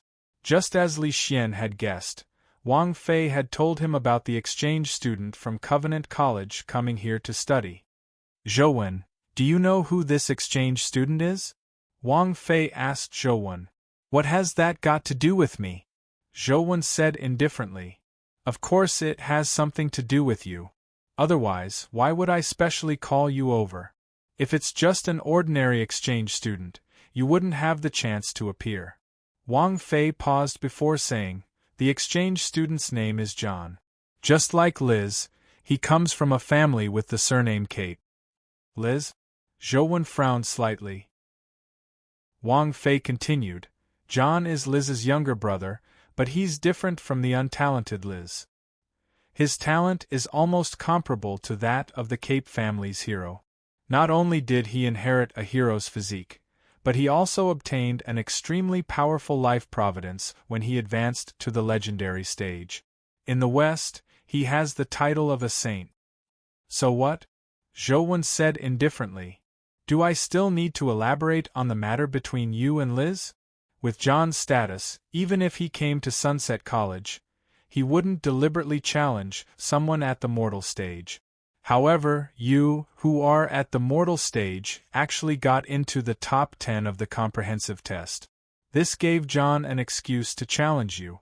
When the time comes, even if he doesn't dare do anything to you at Sunset College, if you were to suffer a crushing defeat, not only would you lose face, but it would also be a disgrace to our Sunset College. Wang Fei paused and said, therefore, the school hopes that you can temporarily return and rest for a few days. It won't give John a chance to challenge you. If he really wants to find me, even if I hide in my dorm and don't go out, he will come knocking on my door, right? Zhou said. It's fine. You can return to the Yin family and rest for a few days. The school will approve your leave, Wang Fei said. There's no need. Zhou rejected her directly. He definitely wouldn't seek protection from the Yin family. Zhou, if you really have the ability to rank in the top 10, the school doesn't mind you fighting John. It doesn't matter even if you lose. However, I believe you know better than me how you got into the top 10. The school won't hold it against you on account of the Yin family, but you should also know that your current strength isn't enough to represent the top of Sunset College. It's meaningless to accept such a challenge, Wang Fei said. Chapter 134. Counselor, although my strength isn't enough to represent the school, there's no need for me to fear Hardadef, much less run away. Zhou bowed slightly at Wang Fei before turning to leave the office. Ignoring the fact that Zhou had advanced to the legendary stage, it wasn't impossible for him to fight Hardadef. Even if he wasn't Hardadef's match, he wouldn't flee to the Yin family to seek refuge. This fellow's surname isn't Yin, so why is he as stubborn as the Yin siblings? Wang Fei couldn't help but worry as she watched Zhou leave the office. After Zhou returned to his dorm, he entered the dungeon and began grinding frantically. He hoped to drop high-level dimensional crystals so as to raise his stats as quickly as possible. Ding! After killing a silver-winged flying ant, a 14-valued speed crystal dropped.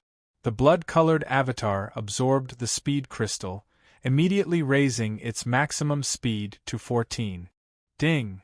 After killing the mutated Buddha Heart Lotus, a 13-valued primordial energy crystal dropped. After the blood-colored avatar absorbed it, its primordial energy rose to 13. Ding! After killing the skeleton general, a skeleton general companion egg dropped. Without any hesitation, Zhou hatched it and obtained another skeleton general companion beast. However, this companion beast's stats and skills were rather ordinary. While grinding the Lotus Flower Cave, Zhou was lucky enough to have a fairy monkey companion egg drop. The fairy monkey's stats weren't bad, but it wasn't of an excellent grade either. It wasn't an excellent grade pet, and its skills weren't anything special. Seeing that the skeleton general and fairy monkey's exception rate was 57%, Zhou attempted to fuse them. However, the outcome left Zhou disappointed. The fusion failed, and the two companion beasts were reduced to ashes. The recent fusion failure made Zhou realize how lucky he was to successfully fuse the mutated lotus flower ant. The chances were about the same as winning the lottery. Thankfully, Zhou could keep grinding dungeons, so the chances of a companion egg dropping were much higher than the average person.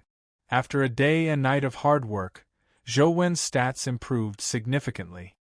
His strength and constitution reached 16 points, but his speed and primordial energy were slightly weaker, having only risen to 15 points. This made Zhou clearly feel that his body had become much stronger. During this process, Zhou obtained rank 9 Dragon Gate soaring skill and raised this movement technique to its limit. Rank 9 was the limit of a conventional primordial energy skill. There was no way to raise it further through primordial energy skill crystals. In the past, Zhou believed that rank 9 was the highest, but after the precedent of Ashen Palm, he knew that rank 9 wasn't the limit.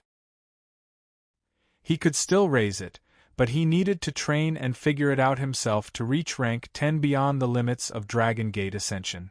After entering the Tiger Cage Pass dungeon for the umpteenth time, a demonized general with the word "Fist" engraved on its helmet appeared in-game. It delighted Zhou. Seeing the demonized general emit a resplendent golden glow as it charged over like a golden-armored god of war, Zhou controlled the blood-colored avatar to advance instead of retreating, heading straight for the Fist demonized general. Now that Zhou had advanced to the legendary stage, his speed had increased significantly.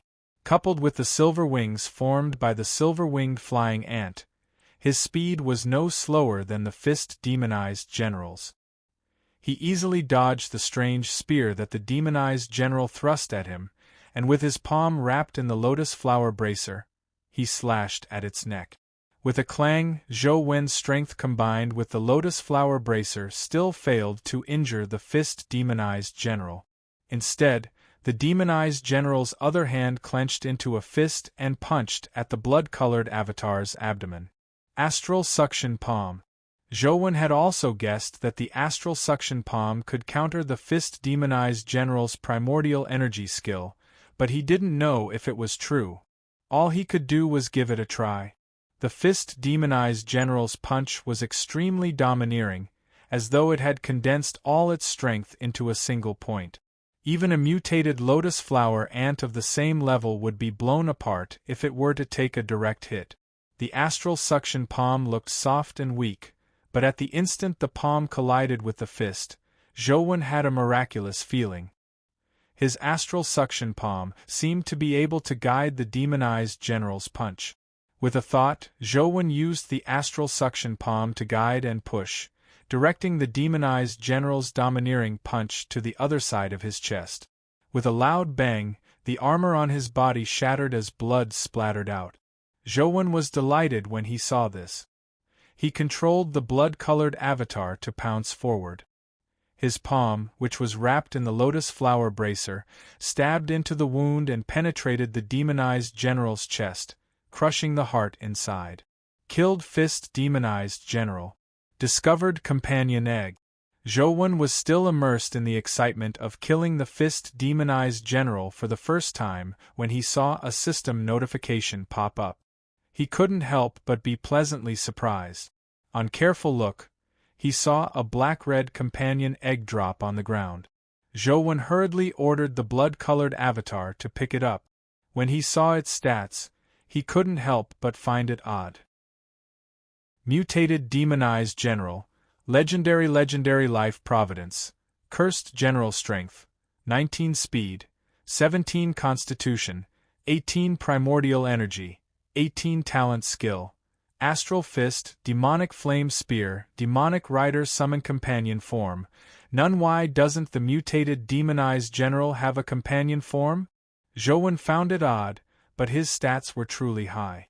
He was considered a top-notch existence at the legendary stage. He directly hatched the mutated demonized general. Zhou had no intention of feeding such an excellent grade companion beast to his companion beast. He summoned the hatched mutated demonized general. It was identical to the one in-game. A majestic demonized general riding a red horse held a strange spear in its hand. As it charged forward, the strange spear in its hand wiped out a large swath of demonized soldiers. It was truly ferocious. Another demonized general. Zhou was delighted. With the augmentation of the demonized general's skills, it was much more tanky than the mutated lotus flower ant and silver-winged flying ant. It was an excellent vanguard. Taking advantage of the excitement of obtaining a new pet, Zhou continued grinding. He wanted to raise his stats in one fell swoop. It was best if he could raise them all to 18 point. It was unknown if he was lucky, but after grinding another round of dungeons, Zhou encountered another mutated demonized general when he arrived at Tiger Cage Pass. However, this time, the demonized general he encountered had the word "Blade" engraved on its helmet. Zhou didn't take action himself. Instead, he got the fist demonized general to charge forward. As the skill was too effective, the fist demonized general's charge killed the blade demonized general. The blade demonized general's astral/blade aura was shattered by the astral fist, rendering it useless. To Zhou surprise, the blade demonized general dropped another companion egg. The probability of 2 mutated demonized general companion eggs dropping consecutively left Zhou in disbelief. Mutated demonized general, legendary life providence, cursed general strength, 19 speed, 18 constitution, 17 primordial energy, 16 talent skill, astral/blade, demonic flame spear, demonic rider summon companion form, none. Chapter 135. The stats of the Blade Demonized General and Fist Demonized General were basically similar. Only their talent skills were slightly different. Zhou glanced at the system notification and realized that the compatibility between the two demonized generals was as high as 88%. It made Zhou's hands itch, so he couldn't help but click on the fusion button. Ding! When he heard the system's synthesized voice, Zhou's heart couldn't help but race. Even he was a little nervous. Thankfully, the 88% compatibility wasn't fake. The two demonized generals fused successfully, producing a new demonized general. The new demonized general's appearance seemed to become even more ferocious and domineering. It had a red horse and red armor, and its eyes suffused a blood-red glint. It was like a fierce general in flames. And the word engraved on its helmet wasn't the word blade or fist, but the word demon. Mutated demonized general, legendary life providence, cursed general strength, 19 speed, 18 constitution, 18 primordial energy, 18 talent skill, astral/blade, astral fist, demonic flame spear, demonic rider summon companion form. None. These stats are a little sick. Furthermore, it has the skills of astral/blade and astral fist at the same time. If I were to fuse a paper demonized general companion beast with it, would there be an excellent grade companion beast with all three skills? Zhou thought to himself.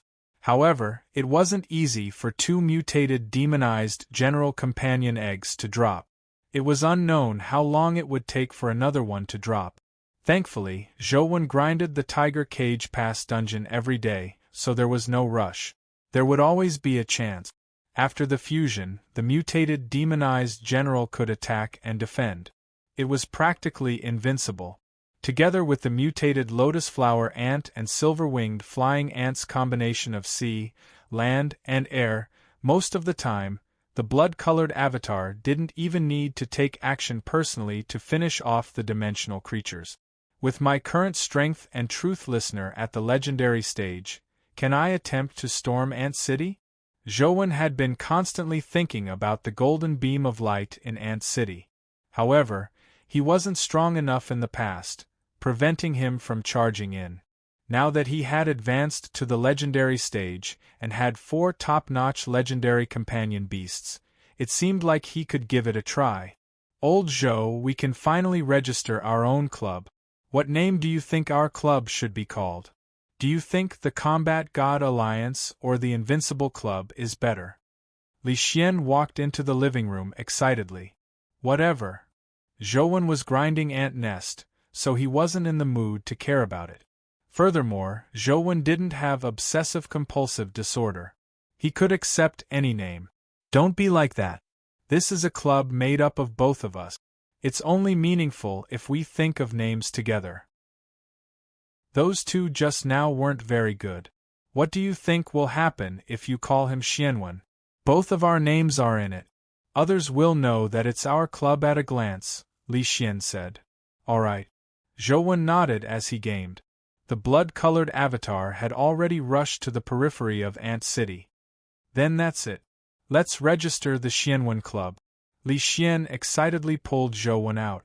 Zhou had no choice but to follow him out. However, when they arrived at the place, they realized that to establish a club, not only did they need to write an application, but they also needed to gather at least 5 people to submit the application. Why do we need so many people? The 2 of us are enough to defeat everyone in the world. Li Xian's heart stirred as he looked at Zhou and asked, It's not easy to find people now. The senior students have basically joined the club. After more than a month, many of the freshmen have been pulled away. It's very difficult to find suitable people now. Those 2 high school classmates of yours from before seem to be very meaningful to our club. Why don't you pull them over to make up the numbers? I don't know if they have joined other clubs, Zhou said. Then give them a call and ask. Do you have the number of that beauty named Fang something? Li Xian urged. Zhou had no choice but to take out his ordinary phone and game with one hand while calling Fang Ruoshi with the other. Holy sh*t, you even have a phone for gaming and a phone for making calls. Bro, you sure are extravagant, Li Xian teased. Zhou ignored him and picked up Fang Ruoshi's call. He heard Fang Ruoshi's voice. Hello, is this Zhou? It's me. Li Xian and I have established a club. If you and Tian Xiangdong haven't joined a club, why don't you consider it? Zhou said. Not yet. I heard that you were going to establish a club. We have been waiting for your invitation, Fang Ruoshi answered with a smile. All right, we are still short of one person. We will contact you after we find everyone. After Zhou and Fang Ruoshi agreed, he hung up. This old classmate of yours isn't bad. She's pretty and pure. She's also a little interested in you. You have to make your move as soon as possible. Otherwise, she will be tainted by the huge dye vat that is university, Li Xian said with a smile. Don't spout nonsense. She's just an old classmate, Zhou said. Now that we have 4 people, we're still short of one. Who do you think we should find? Li Xian scratched his hair in frustration. Is it that difficult for you, young Master Li, to find someone? Zhou looked at Li Xian and asked in puzzlement. It's really not difficult to find someone. I can get 10 to 20 people just by calling, but I'm afraid. I'm afraid that my second brother's men are among them. I'm more at ease if it's someone you find, Li Xian said. I don't know anyone at all. Zhou suddenly thought of something as he looked at Li Xian and asked, Do you know Gu Dian? Of course. How can I not know this person? He's the school's most problematic person. He beat up a senior the moment he started school. He's someone who only cares about money. As long as he's given money, he dares to do anything. Li Xian spoke for a long time before looking at Zhou suspiciously and asking, Why are you asking about him? Has he joined a club? Zhou asked again.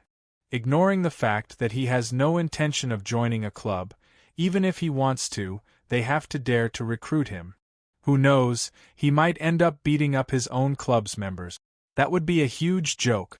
Wait, don't tell me you want to recruit him? Li Xian widened his eyes at Zhou. I think this person isn't bad. If there really isn't anyone else, I can give it a try, Zhou said. That won't do. Such a person will definitely be bribed by my second brother. When the time comes, he will harm us again. Li Xian shook his head repeatedly. Do you think others won't be bribed by your second brother? Zhou asked in return. Li Xian was slightly taken aback before he smiled bitterly. You're right. As long as my second brother wants to do so, it's useless no matter who we find. At least Gu Dian has a clear price. We can be wary of him. It's better than those who act one way on the surface and another, right? Zhou said. You're right. However, someone has invited Gu Dian in the past, but he didn't join. It won't be easy to invite him to join our club, Li Xian said after some thought. Can you find him? Let's give it a try, Zhou said. Chapter 136. Are you sure Gu Dian is here? Zhou looked at the myriad Buddha cave in front of him and looked at Li Xian in disbelief. There's no mistake. According to the information I obtained, Gu Dian is a freak. Ever since he enrolled in school, he hasn't slept in the dormitory. As long as he's not in school, he will definitely be in Dragon Gate Grotto. It's very normal for him to spend half a month inside. I received accurate information that he entered Myriad Buddha Cave 3 days ago and hasn't come out yet. He's definitely inside, Li Xian said. Does it look like there's anyone alive in here? Zhou said as he pointed at the Golden Warriors wandering in Myriad Buddha Cave. Golden Warriors were relatively rare dimensional creatures in Dragon Gate Grotto. They were typically at the mortal stage, and as long as there weren't many of them, the typical student could deal with them. However, the Myriad Buddha Cave's Golden Warriors were somewhat different. Not only were the Golden Warriors at the legendary stage, but they also had powerful defense. Legendary students would have to put in a lot of effort to kill them. It was very difficult to kill one. Unless there were special requests, typical legendaries wouldn't be willing to come here to kill Golden Warriors. At that moment, Zhou could see 2 to 3 Golden Warriors wandering in Myriad Buddha Cave. He didn't believe that a student could survive for 2 to 3 days inside. Even if they had the ability to fight Golden Warriors, it was impossible for them to fight for 3 days and 3 nights. Ignoring 3 days and 3 nights, just 1 day would probably exhaust them to death. The information shouldn't be wrong. Gu Dian is a freak. He often does such things. Others don't know how he can survive in a dimensional zone, but he did. There's no mistake about him being in Myriad Buddha Cave, Li Xian said with certainty. In that case, let's go in and take a look.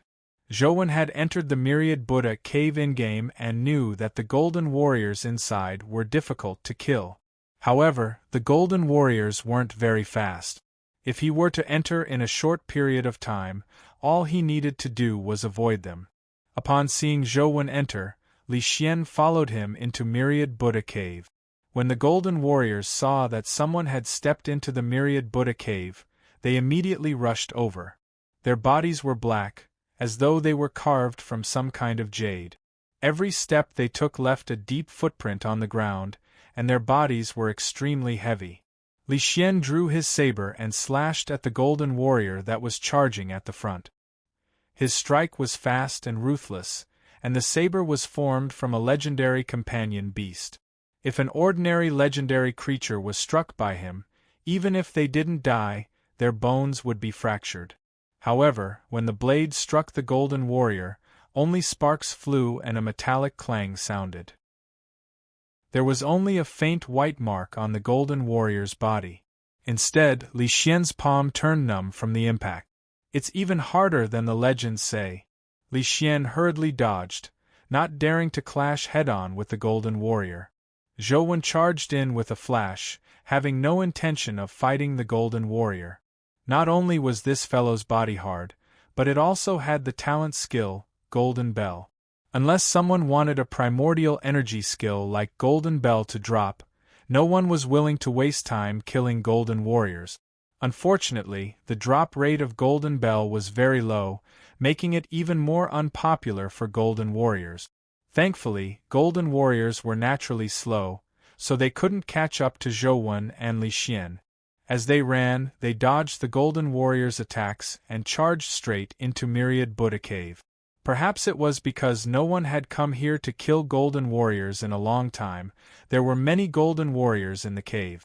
Zhou and company had only charged a few hundred meters in when there were already 30 to 40 golden warriors chasing behind them. Is that fellow Gu Dian really here? At that moment, even Li Xian began to doubt if the news he had heard was true. No matter how he looked at it, there didn't seem to be anyone here. Just as Li Xian was about to ask if he should return, he suddenly saw a golden warrior rush out of the cave ahead. However, it was different from the typical pitch-black golden warrior.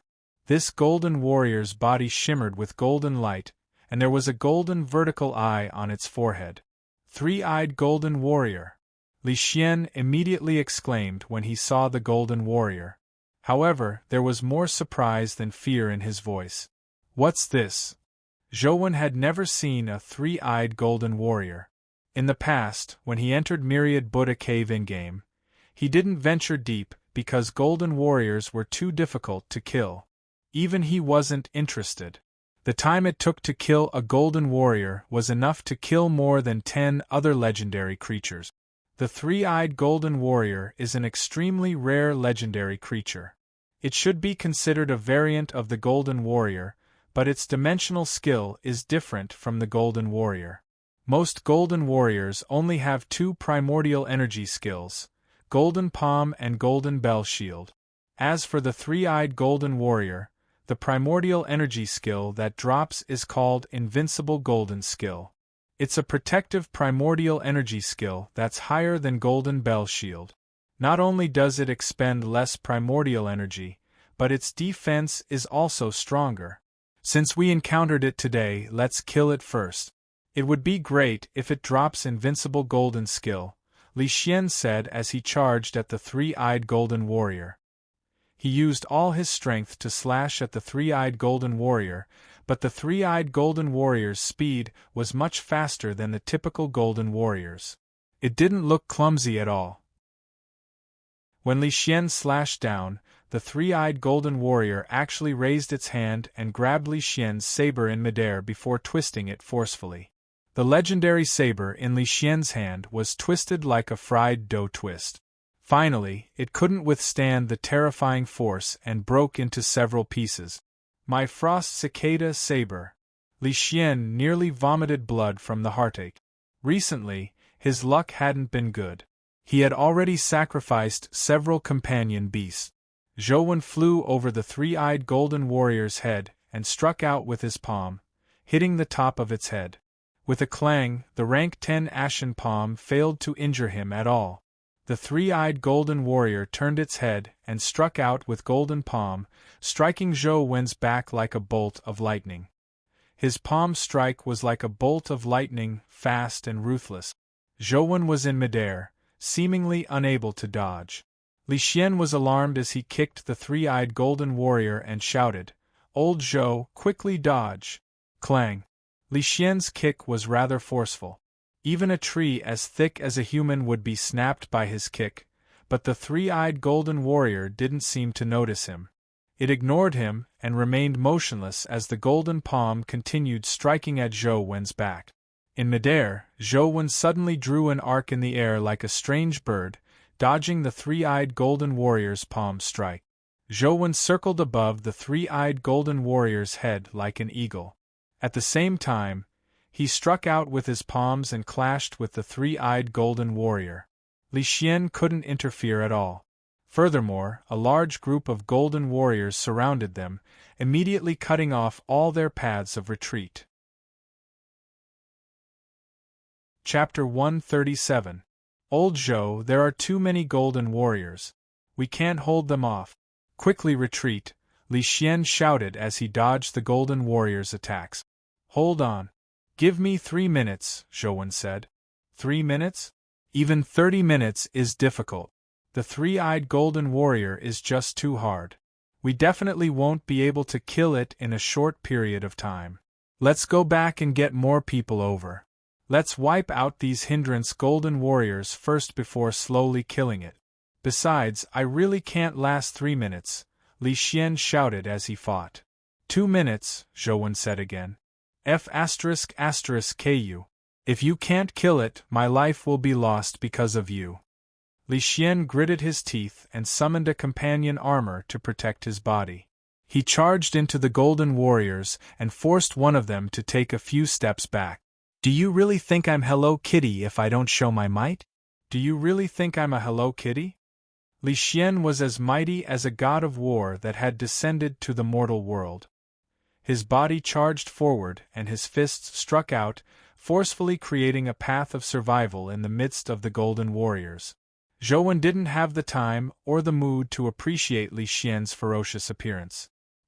He circled above the three-eyed golden warrior's head like a goshawk, dodging the three-eyed golden warrior's golden palm. At the same time, he struck the three-eyed golden warrior's head with palm after palm. Even with the augmentation of the lotus bracer, Zhou palm strikes found it difficult to injure the three-eyed golden warrior. Every strike was like a collision of metal as sparks flew everywhere. Although he looked passionate, Zhou palm strikes couldn't injure the three-eyed golden warrior at all. At most, it made the three-eyed golden warrior feel a little uncomfortable. The three-eyed golden warrior didn't have it any better either. It brandished its palm again and again, but it failed to touch the corner of Zhou clothes. Zhou was like a huge fly that flew over its head. Roar! Even Buddha had fire, much less an irascible warrior. It was infuriated by Zhou as the three-eyed golden warrior's palm glowed with a resplendent golden light. It used all its strength to strike at the airborne Zhou with unparalleled ferocity. Now's the time. Zhou eyes focused as he no longer relied on his movement technique and silver wings to dodge in midair. His left hand transformed into a palm as he faced the three-eyed golden warrior's brutal golden palm with a suction force.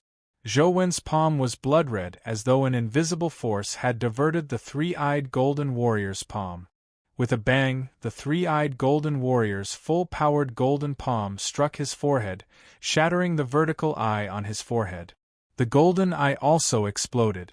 The three-eyed golden warrior's body collapsed to the ground. A strange, resplendent golden light shimmered in its skull that had been shattered. Zhou landed in front of the three-eyed golden warrior's corpse and reached out to touch its head. He took out a golden crystal bead the size of a goose egg. Inside, the three-eyed golden warrior's figure flashed. It was a companion egg. My recent luck with companion eggs seems pretty good. Zhou was delighted. Old Zhou, don't just stand there. I can't hold on any longer. Quickly come and help, Li Xian shouted. Zhou turned his head and saw that he was surrounded by a group of golden warriors.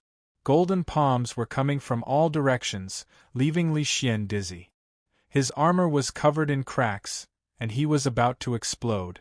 However, Li Xian's immortal god of combat life providence and invincible connate divine art were truly resilient. After being struck countless times, he didn't faint despite being beaten into a pig's head.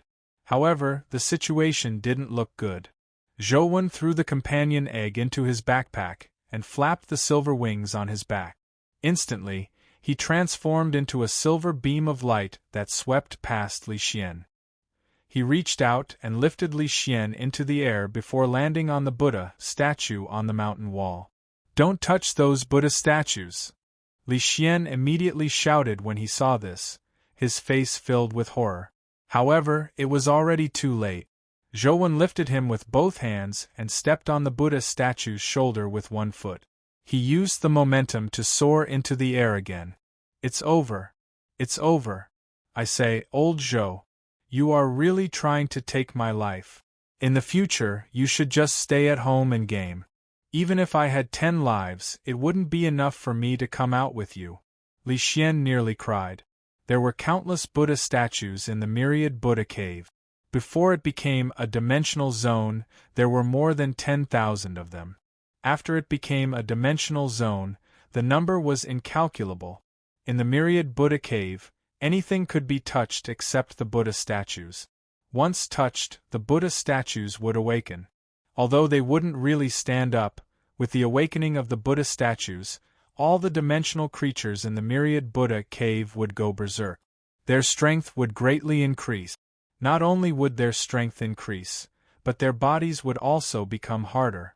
Even speed, which was originally their weakness, would become extremely fast. Just thinking about how terrifying a group of golden warriors with acceleration was made it impossible for the two of them, who were at the legendary stage, to rush out of the myriad Buddha cave alive. However, Zhou ignored Li Xian. After soaring into the air, he landed on the legs of a Buddha statue that was sitting higher. "Old Zhou, why are you still stepping on them? Do you think we haven't died enough?" Li Xian felt that his name had been written in King Yama's book. The golden warriors below couldn't come up, nor did they dare touch the Buddha statue. As for Zhou and Li Xian, they stood on it for quite a while, but there was no movement from the Buddha statue. Li Xian looked at the Buddha statue in puzzlement. Could it be that these Buddha statues haven't woken up today? Perhaps, Zhou said casually as he searched the myriad Buddha cave. He had entered the myriad Buddha cave in-game, so he naturally knew that these Buddha statues couldn't be touched. However, that was before he used the small perfection of Wisdom Sutra. As long as Zhou switched his primordial energy art to the small perfection of Wisdom Sutra, he wouldn't anger the Buddha statues no matter how much he touched them. After all, the Buddha statue was only an image and not a real Buddha. Even a real Buddha had mistaken Zhou for a bodhisattva, so the Buddha statues naturally couldn't tell him apart. This was because Zhou small perfection of Wisdom Sutra's level was too low. If he cultivated it to an extremely high realm, typical Buddha-type creatures would probably bow to him and not dare fight him. After all, golden warriors were low-level dimensional creatures without much intelligence. They didn't have the ability to sense such a weak small perfection of Wisdom Sutra aura. "I say, old Zhou, stop hugging me. Put me down first." Li Xian had been too nervous just now. Now that he relaxed, he realized that Zhou was still carrying him in a princess carry without putting him down. "I'll carry you." Zhou didn't know if his small perfection of Wisdom Sutra could protect Li Xian. It was fine for him to step on it, but he didn't know if anything would happen to Li Xian. "I know I'm handsome, but you can't have impure thoughts about me just because I'm handsome." Li Xian leaped out of Zhou embrace and stood on the Buddha statue's knee. Boom! Just as Li Xian stood still, he suddenly felt the Buddha statue shake violently, nearly throwing him off. As for the Buddha statue's eyes, they suffused golden light. Chapter 138. Li Xian jumped in fright as he wrapped his arms around Zhou neck and hung onto him. However, it was already too late. The Buddha statues didn't stop transforming. The eyes of the countless Buddha statues in myriad Buddha cave emitted golden light, illuminating myriad Buddha cave with a resplendent golden glow. The eyes of the ordinary golden warriors also turned golden. Their black jade-like bodies suffused a golden glow as they stared intently at Zhou and Li Xian. "They've probably can't come up, right?" Li Xian swallowed a mouthful of saliva and said with difficulty. Just as Li Xian said that, he saw a golden halo appear beneath the feet of the golden warriors. Li Xian's face turned green when he saw them levitate on the golden light. "Come here." Just as the golden warriors were about to charge over on the golden light, they suddenly heard a low and hoarse voice from above. Zhou and Li Xian were alarmed as they hurriedly looked up. In the middle of the Buddha statues, a person had half his body peeking out and was waving at them. The ferocious face that resembled a ferocious ghost made it obvious that it was Gu Dian. "Why is Gu Dian here?" Li Xian said in surprise. However, Zhou wasn't in the mood to speak to Li Xian. He carried him and leaped up. The silver wings on his back flapped, and he quickly arrived at where Gu Dian was standing. At that moment, the two of them realized that Gu Dian was standing in the middle of two Buddha statues. There was a stone crack there. Gu Dian retreated and allowed the two of them to enter the stone crack before leading them inside. The golden warriors stepped on the golden light, but they didn't dare touch the Buddha statues. All they could do was surround them from the outside and fail to catch up. Zhou Wen and Li Xian followed Gu Dian in for a distance before the stone crack suddenly opened up. It was an uncarved stone cave. The cave wasn't small. There was a pool at the bottom. There was a clear spring in the pool that looked very clear. There were also some daily necessities in the cave. They looked like Gu Dian's items. Wait an hour.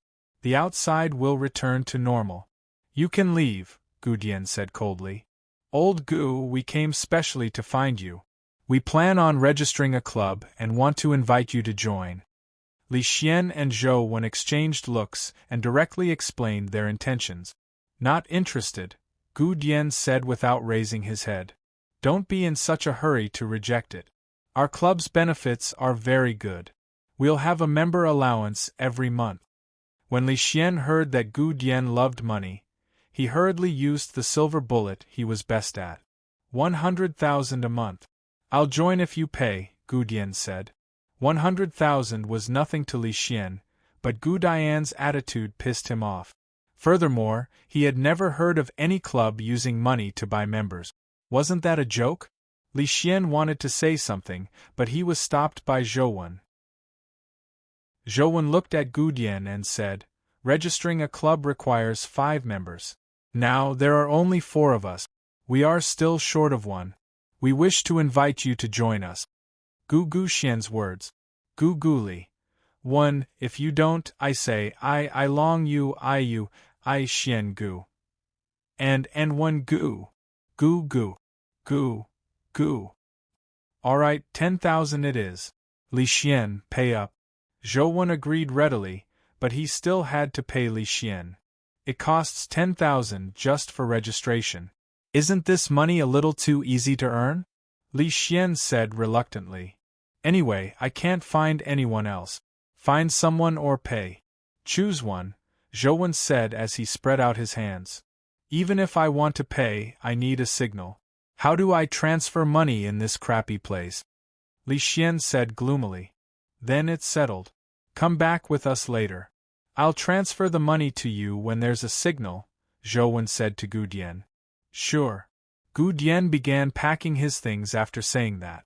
Gu Dian reached out to take something from the mattress and stuffed it into his pocket.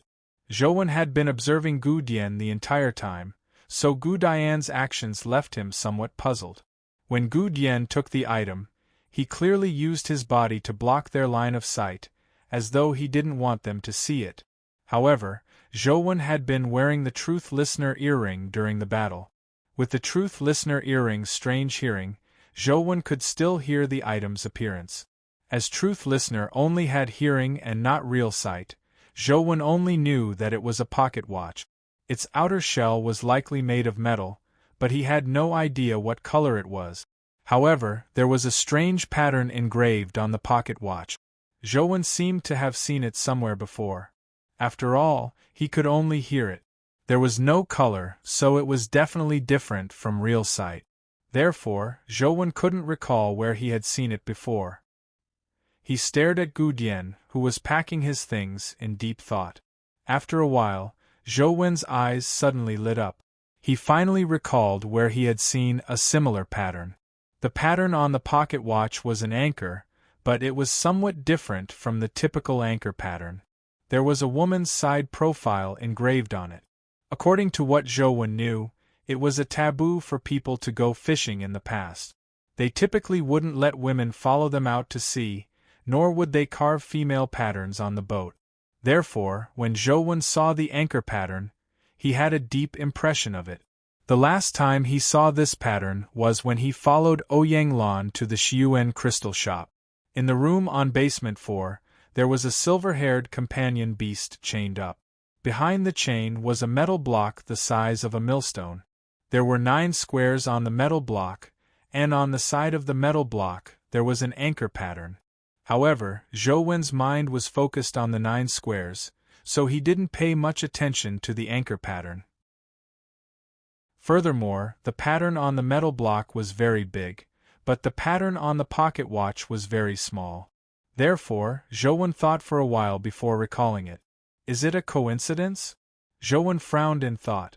Although the two patterns were very different in size and Zhou Wen didn't see the color of the anchor on the pocket watch, he could tell from the structure of the pattern that it was indeed the same painting. Old Zhou, what did the three-eyed golden warrior drop? Quickly take it out and let's see, Li Xian said. Zhou Wen took out the companion egg dropped by the three-eyed golden warrior and handed it to Li Xian. When Li Xian took a look, his eyes lit up as he exclaimed, "Why is your life so good? You actually dropped a three-eyed golden warrior companion egg. It's worth it. It's worth it. There are too few of them. We might not be able to buy them even with money." Chapter 139. You like it? Zhou Wen asked Li Xian. Of course. Who wouldn't like it? It's something that can only be chanced upon. I've only heard of it in the past. I don't even know what kind of companion form it is, Li Xian said. Take it if you like it, Zhou Wen said. Are you serious? Don't you want it for yourself? Li Xian was slightly taken aback. Of course, but you have to give me my share. It can't be lower than the market price, Zhou Wen said. The three-eyed golden warrior companion egg might be rare to others, but to Zhou Wen, it was only slightly difficult to obtain. If he wanted it, he could come to the Myriad Buddha cave a few more times in-game in the future. It wouldn't be difficult to obtain it. Since he couldn't take out the companion eggs in-game, it was best to exchange them for money in real life. Money isn't a problem, but are you sure you don't want to keep it for yourself? This thing is really something that can only be chanced upon. Even if its companion form isn't satisfactory, its strength makes it a rare companion beast. It can be used as a meat shield and charge ahead. Very few people can injure it. It's a rare excellent grade, Li Xian said. I don't need it now. If I need it in the future, I'll just come to the Myriad Buddha cave to drop another one, Zhou Wen said with a smile. Drop another one? That's easy for you to say. Ignoring the fact that the three-eyed golden warrior is extremely rare and it takes months for one to appear, the chances of a companion egg dropping after killing it is less than 20%. Li Xian looked at Zhou Wen as though he was looking at an idiot. What's the point of saying so much? If you don't want it, give it to me, Zhou Wen said as he extended his hand in front of Li Xian. Yes. But don't regret it. Li Xian hurriedly clenched the companion egg in his hand. Gu Dian said that it would take an hour for the Myriad Buddha cave to return to normal. There was still a lot of time, so Li Xian couldn't help but hatch the three-eyed golden warrior. Wow. Invulnerable golden skill. Great golden palm. 2 skills. Wow. The companion form is actually golden silk soft armor. This look is really cool. Li Xian summoned the golden silk soft armor that the three-eyed golden warrior had transformed into and deliberately walked in front of Zhou Wen. From time to time, he would let out exaggerated exclamations. Clearly, he was deliberately showing off.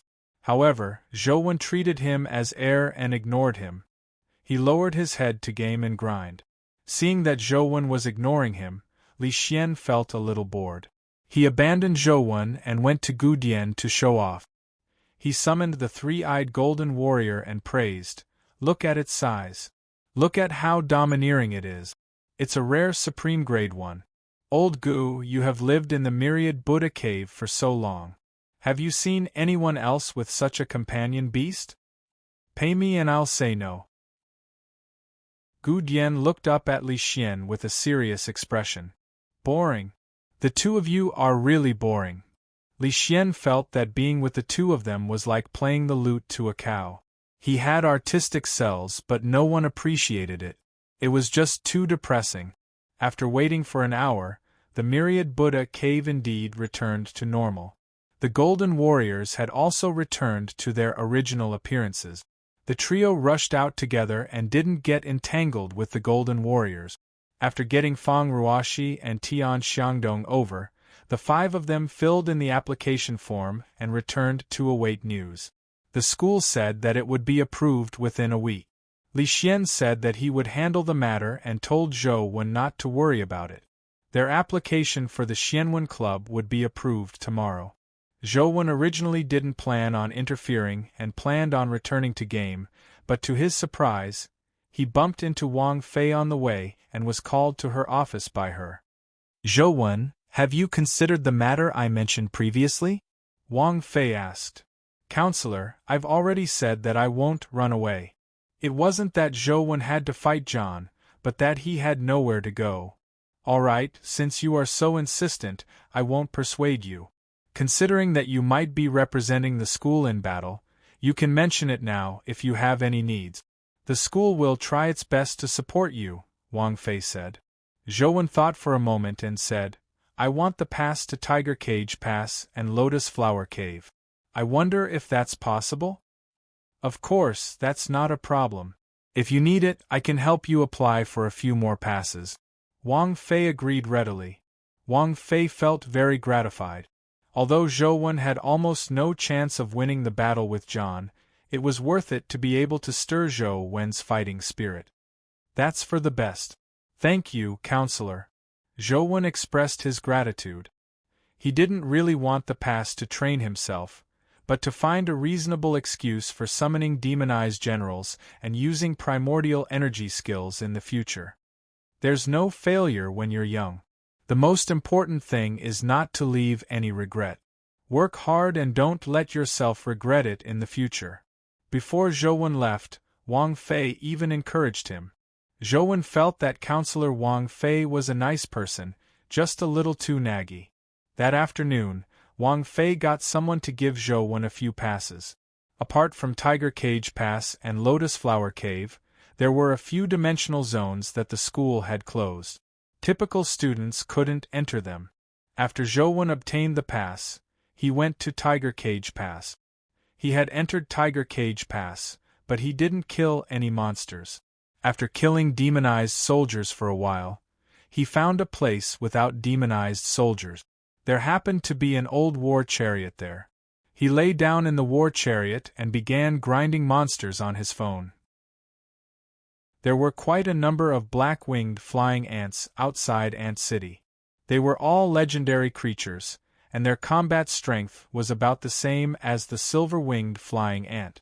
However, they weren't as agile as the silver-winged flying ant Zhou Wen summoned Truth Listener, the mutated lotus flower ant, the silver-winged flying ant, and the mutated demonized general in their pet form.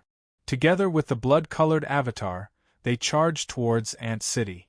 The mutated demonized general charged in front, the silver-winged flying ant in the air, the mutated lotus flower ant and Truth Listener behind, and the blood-colored avatar in the middle. The grinding team bravely charged into the black-winged ant. They were all at the legendary stage, but Zhou Wen's companion beasts were much more ferocious than the black-winged flying ants. The mutated demonized general charged and cleaved with the strange spear in its hand, killing several black-winged flying ants. The lotus flower on the mutated lotus flower ant's head spewed out a large number of red lotus seed bullets. The black-winged flying ants that were struck by the bullets immediately had their wings corroded, causing them to lose their ability to fly. When they landed on the ground, their combat strength was greatly reduced. They were beheaded by Truth Listener's tiny claws. What surprised Zhou Wen the most was Truth Listener. Although it was tiny and not even the size of a palm, its pair of claws were like ghostly claws. It could pluck the black-winged flying ant's head off with a single strike. Zhou Wen originally imagined that it would be a bitter battle, but now, he realized that he didn't need to take action at all. All he needed to do was follow behind and pick up the items. The 4 companion beasts charged forward, and from time to time, there would be tinkling sounds. Many dimensional crystals dropped to the ground, and a black-winged flying ant companion egg even dropped. Chapter 140. Following behind his pets to pick up items made Zhou feel guilty for reaping without sowing. It's no wonder so many people wanted to be generals in ancient times. It sure feels good to have a group of lackeys sweep through everything and reap the spoils of war myself. In a blink of an eye, Zhou threw the sliver of guilt to the back of his mind and continued picking up items with a clear conscience. A strength 17-dimensional crystal. Zhou hurriedly picked up the crystal and got the blood-colored avatar to absorb it, raising his strength to 17 points. This was Zhou's highest stat at present. It was relatively common for legendary creatures to drop dimensional crystals below 15 points. Crystals above 15 points were relatively rare. This was the first one with 17 points. Ever since Zhou began grinding legendary oddities, he hadn't seen a 20-valued dimensional crystal. This worried him. How could he raise his stats to 21 points? According to his previous experience, he had to raise his stats to the same level as a mythical creature like Truth Listener before he could advance the Lost Immortal Sutra to the next level. Truth Listener at the legendary stage had all its stats at 21, so Zhou naturally had to raise his stats to 21. With the 4 powerful pets charging forward, the blood-colored avatar had already stormed into Ant City. Immediately, a large number of ants rushed out of the ant nest. These ants were somewhat different from the black-winged flying ant. Some were red-armored ants, while others were black-armored ants. Most of them were yellow-armored ants. Their numbers were terrifying, but they couldn't fly and could only attack on the ground. The blood-colored avatar and the 4 pets immediately fell into an endless sea of ants. Although the ferocious mutated demonized general managed to kill a few ants with a single charge, even more ants surged forward, dragging him into the swamp-like sea of ants. Zhou didn't hesitate as he got the blood-colored avatar to jump onto the silver-winged flying ant's back and soar into the sky, flying towards the center of Ant City. He got the mutated demonized general to hold back the ant horde for as long as possible. As many black-winged flying ants had been killed previously, there weren't that many ants that could fly after entering Ant City. Under the cover of the ant nest, the silver-winged flying ant dodged left and right as it rapidly flashed through the air, approaching the strange ant nest at the highest point in the middle. A black-winged flying ant charged at him, leaving the silver-winged flying ant powerless to dodge. The blood-colored avatar struck out with Ashen Palm, striking the black-winged flying ant in the head. The black-winged flying ant immediately seemed to turn silly as it flew in a slanted manner before plummeting to the ground. Zhou didn't use any other primordial energy skills because the expenditure was too great. He would be drained of primordial energy after using it twice. Only Ashen Palm's primordial energy expenditure was relatively low. With Zhou primordial energy recovery speed, he could barely maintain it. However, that was only on the basis of occasional use. As more and more black-winged flying ants charged at him, Zhou was no longer able to use Ashen Palm. Seeing that he was about to be surrounded by the black-winged flying ants, Zhou looked at the distance between the blood-colored avatar and the ant nest. Gritting his teeth, he leaped up from the silver-winged flying ant's back.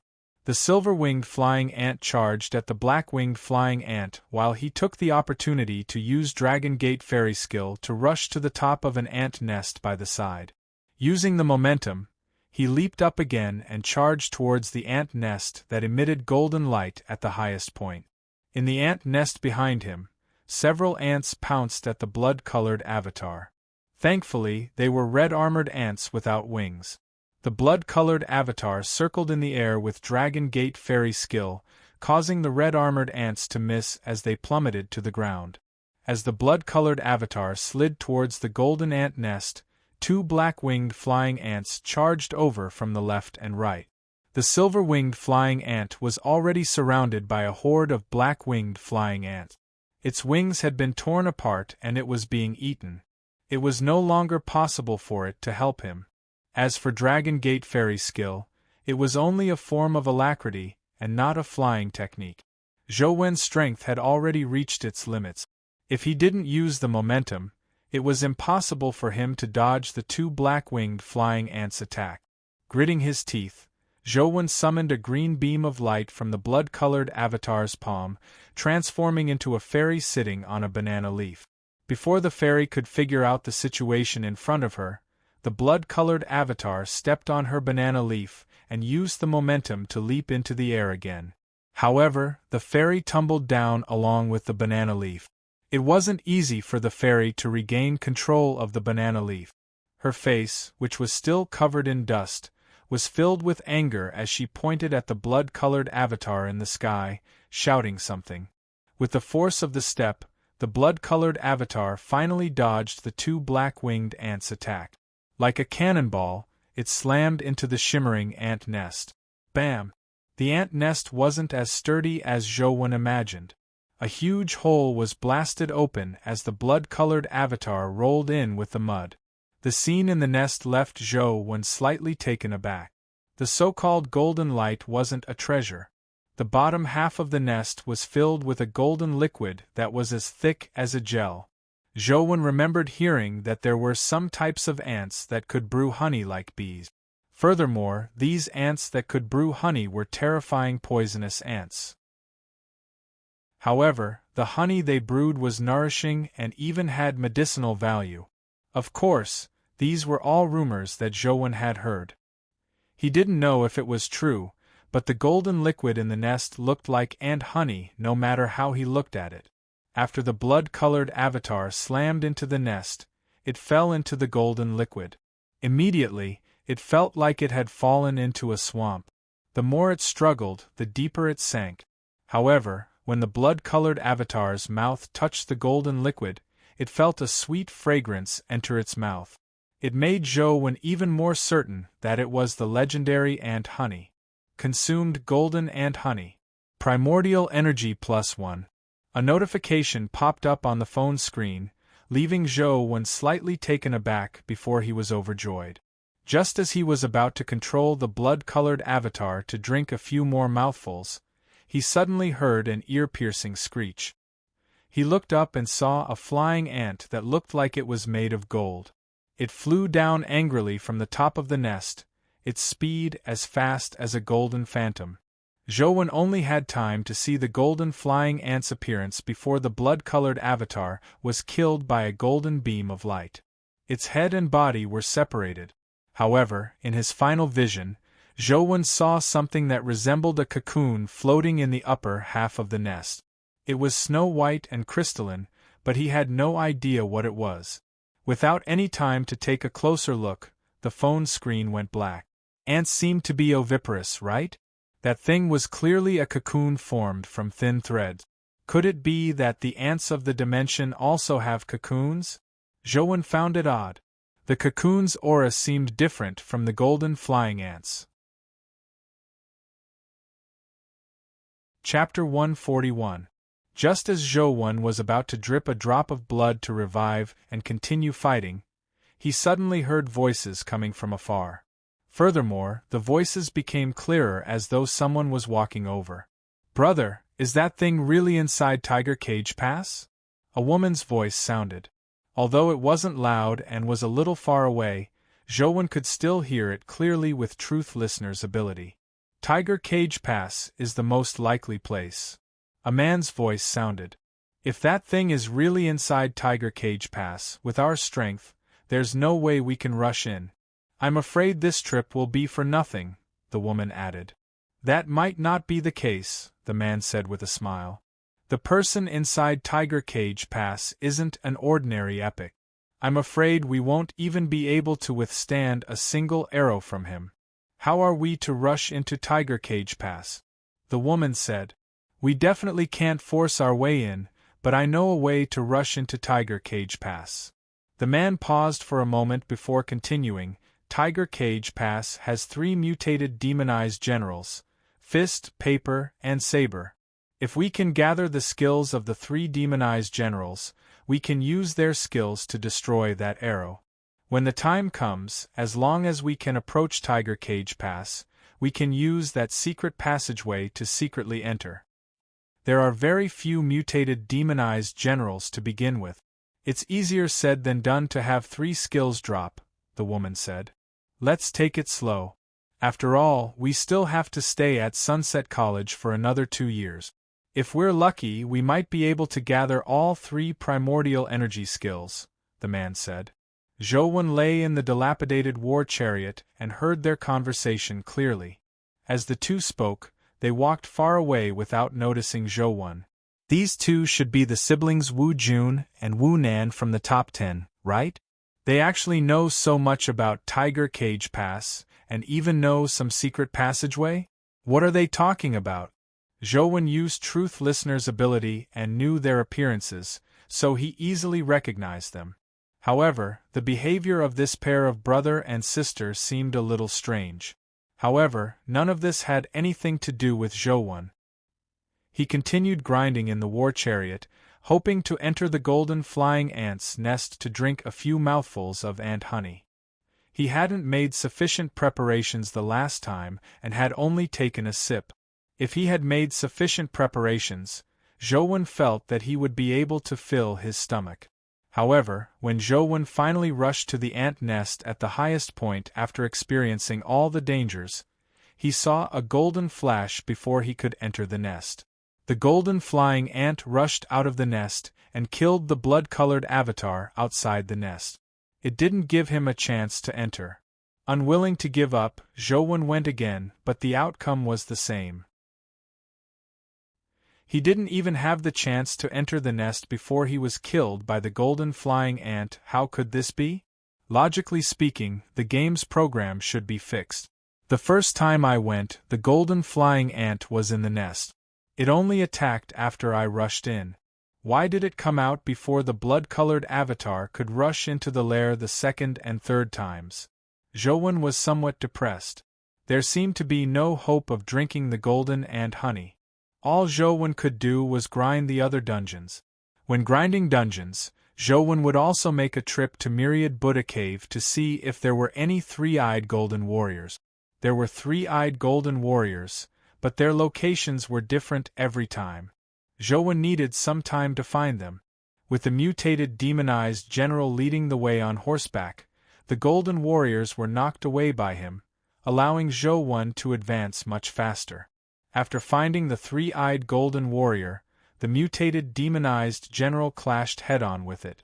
It didn't gain much of an advantage, but it wasn't at a disadvantage either.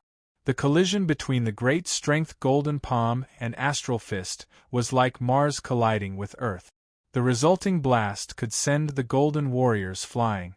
However, although the 3-eyed golden warrior was strong, its speed and offensive means were still inferior to the mutated demonized general. Zhou used the astral suction palm to help the mutated demonized general kill the 3-eyed golden warrior. It dropped an 18-valued constitution crystal, raising Zhou's constitution to 18. Time passed as Zhou grinded. His life was very regular. He would go to Tiger Cage Pass and Lotus Flower Cave every day. Wang Fei was gratified to know how diligent Zhou was.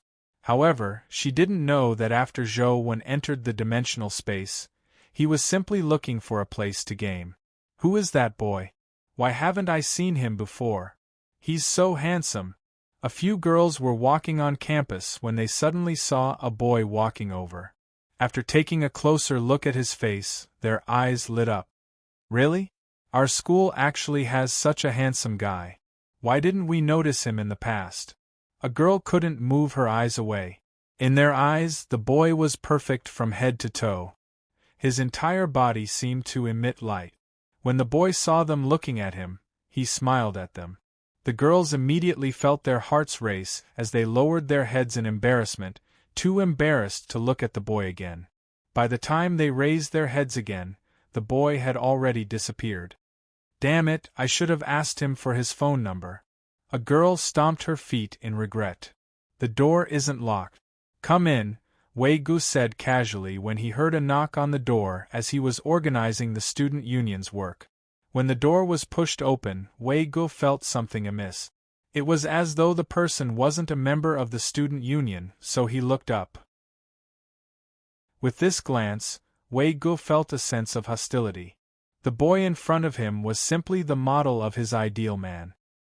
He was elegant, mature, steady, and had the temperament of a noble. Just by standing there, it was impossible to ignore his existence. It was as if he was the center of the world, like repels light. With just a glance, Wei Gu had already classified the boy as his opponent. "Hello, I'm John." The boy extended his hand proactively and said in a friendly manner. "So it's John. I'm Wei Gu, the student president of Sunset College. I've already received a notice from the school that I'll be responsible for your daily life while you're studying at Sunset College." Vago stood up and reached out to hold John's hand. His gaze met John's. Hardedef's gaze was as pure as a tranquil ocean, without any ripples. Their hands clasped together. Wei Gu wore a smile as he secretly exerted strength in his palm. He wanted to test Wei Ji's strength. Wei Gu had long heard that John had the title of a saint in the West District. He was an extremely famous genius in the West District. Wei Gu didn't believe that he was inferior to John, but when he gradually exerted strength in his palm, his expression changed. No matter how much strength Wei Gu exerted, John's palm didn't seem to change at all. It was still warm and powerful, as though it wasn't affected at all. Even the expression on his face was as gentle as ever. Wei Gu felt that John was like an unfathomable sea. No one knew what kind of terror lay beneath that tranquility. Chapter 142. John, welcome to Sunset College. I'll take you to your dorm first. Wei Gu retracted his palm, his expression uncertain. "I'll have to trouble you then," Hardedef said with a smile. "By the way, I heard that your Sunset College produced a genius this year. A first-year student who hasn't advanced to the legendary stage managed to enter the top 10 of the comprehensive test." Wei Gu was a smart person. Upon hearing John's words, he immediately had a guess. Could it be that this John has a grudge with Zhouwen? Although he had this thought in mind, Wei Gu said, "There's indeed such a junior. His talent and character are excellent." "I heard his name is Zhouwen?" John asked again. "That's right. You know him?" Wei Gu asked. "I don't know him. I just heard that Sunset College has produced such a genius. I have some yearning for him. If there's a chance, I hope to spar with him." Hardedef's words were very clear. Wei Gu was even more certain of his thoughts, but he avoided answering. All he did was smile and say, "I'll take you to your dorm first. The school leaders will arrange everything else." John nodded with a calm expression. He didn't speak further about the matter and chatted with Wei Gu about Sunset College's glorious history and interesting news. News of John's arrival at Sunset College quickly spread. Even if the school didn't publicize it, a tall and handsome student like John, who had obvious West District looks and characteristics, would easily attract the attention of others when he appeared on campus. John is indeed the same as the rumors say, a genius with both beauty and strength. The title of a saint is indeed not in vain. What do you mean by as expected? You've never seen his strength, have you? Maybe she's just a pretty but useless embroidered pillow. Generally, good-looking men aren't too weak. The one who said this was obviously a girl. The students of Sunset College were discussing this genius student from the West District, especially since he was born in the Cape family, one of the 6 heroes. This added a mysterious halo to him. Many experts in the school hoped to fight with Hardedef, but this was not something they could decide themselves. They still had to listen to the arrangements of the school leaders. Sunset College had carefully selected a list of students to accompany Hardedef. There were a total of 5 people, including Huang Ji, Wei Gu, Hui Haifeng, Wang Lu, and Feng Chuyan. In consideration of Zhou Wen's past with Liz, the school didn't include him in the list. When Hardedef saw the list, he didn't say much, but the corners of his mouth curled up slightly, revealing an ordinary smile. Zhou Wen also heard the news of Hardedef's arrival, but he didn't take it to heart. With his present strength and a few legendary companion beasts with astonishing combat strength, it could be said that he had no fear of any cultivator of the same level. If Hardadef really wanted to fight him, he wouldn't back down. He continued gaming and grinding dungeons every day. He had obtained quite a number of dimensional crystals and companion beasts, increasing his stats significantly. Apart from his speed, his other stats had increased to 18 points. His speed was at 17 points. However, he didn't obtain any better supreme-grade companion beasts. Most of them were fed to Truth Listener, Banana Fairy, and company as food. A small number of them attempted to fuse with them, but they failed. The success rate of fusion was so low that it was hair-raising. Eating more clearly had its benefit. After eating countless legendary companion eggs, Banana Fairy finally began to evolve. Banana Fairy, who had evolved to the legendary stage, didn't change much. Her body was still petite and exquisite, and she hadn't grown at all. Instead, the banana leaf she was sitting on had grown a lot bigger, but it was only the size of a palm. Banana Fairy, legendary, evolvable, life providence, great Een spirit root strength, 21 speed, 21 constitution, 21 primordial energy, 21 talent skill, grand Een wind companion form. Fan apart from having a life providence and having his stats grow to the same level as Truth Listener, there weren't any changes in other aspects. His only skill was still grand Een wind.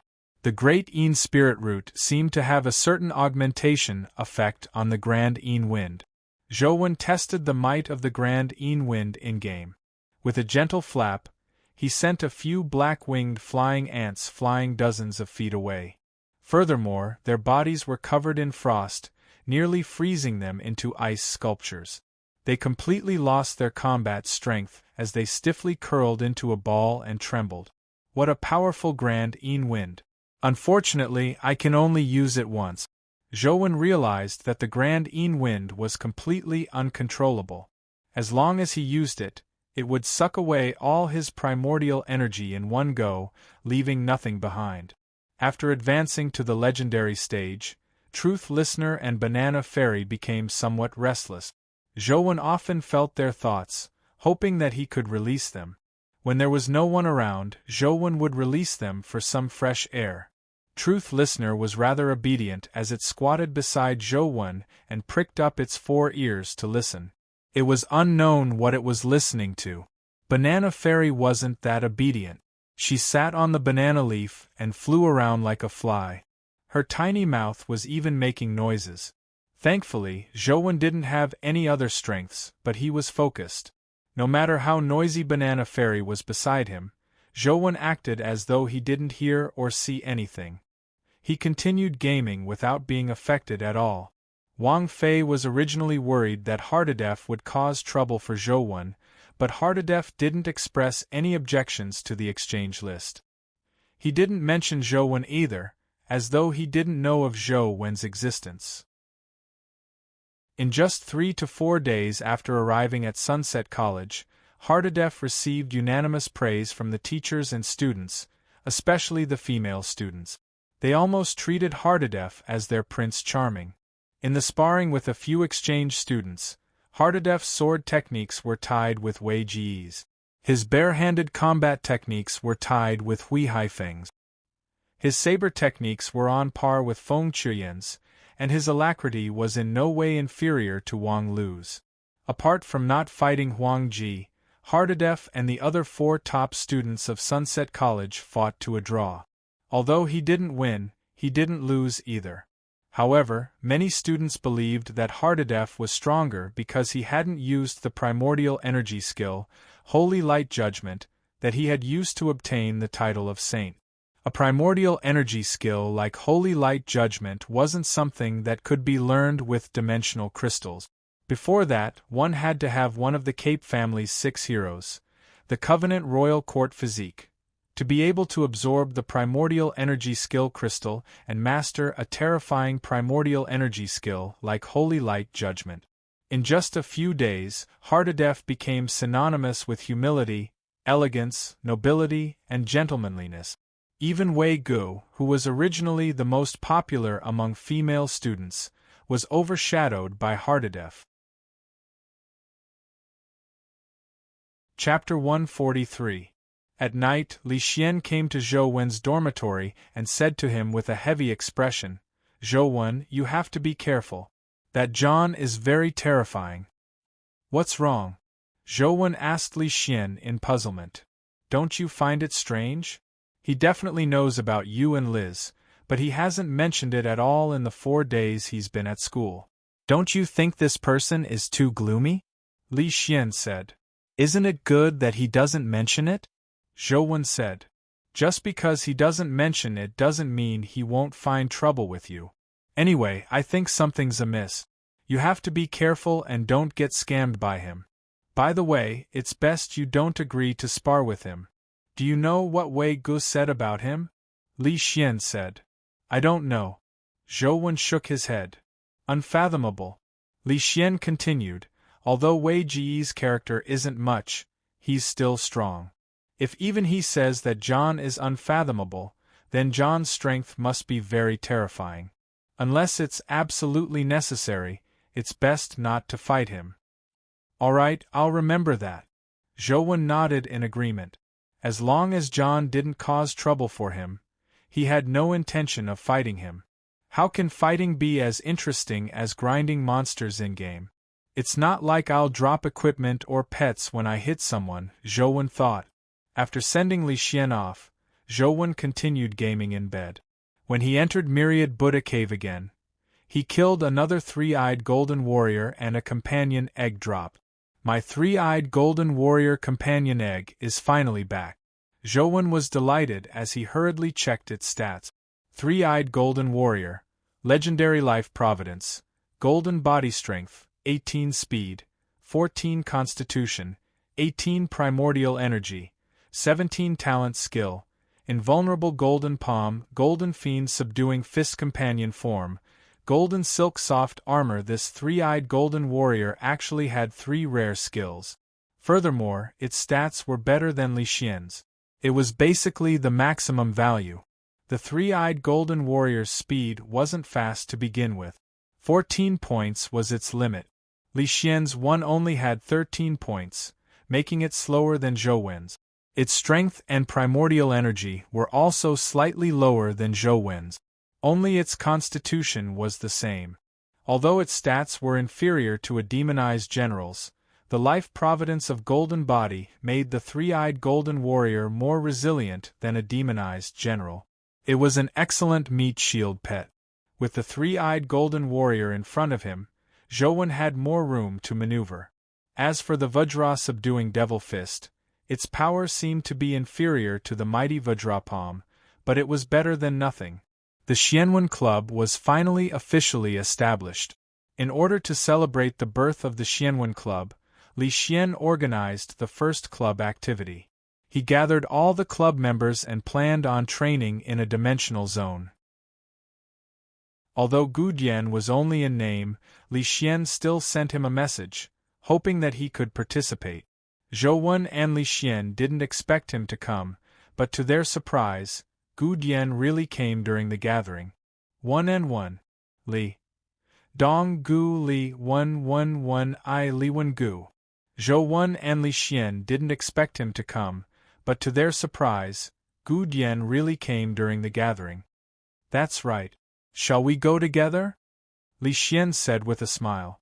Zhou Wen and Li Xian roughly understood his personality, so they didn't mind. After calling Fang Ruoxi and Tian Xiangdong, the 5 of them set off for Dragon Sect's ancient Yang Cave. Zhou Wen and Li Xian roughly understood his personality, so they didn't mind. After calling Fang Ruoxi and Tian Xiangdong, the 5 of them set off for Dragon Gate Research's ancient Yang Cave. After ancient Yang Cave became a dimensional zone, the Dragon Gate's 19 pieces also discovered changes. It produced a legendary creature, the Mounted Tablet Beast. The purpose of Li Xian's club activity was to fight the Mounted Tablet Beast. The Mounted Tablet Beast looked extremely odd. It was a stone turtle with a stone tablet on its back. Its movements were extremely slow, but its body was extremely hard. Like golden warriors, it was a legendary creature that was extremely difficult to kill. The difference was that no one liked to kill golden warriors, but many people wanted to kill mounted tablet beasts. This was because although they were difficult to kill, they could drop excellent primordial energy skills. Furthermore, the drop rate was rather high.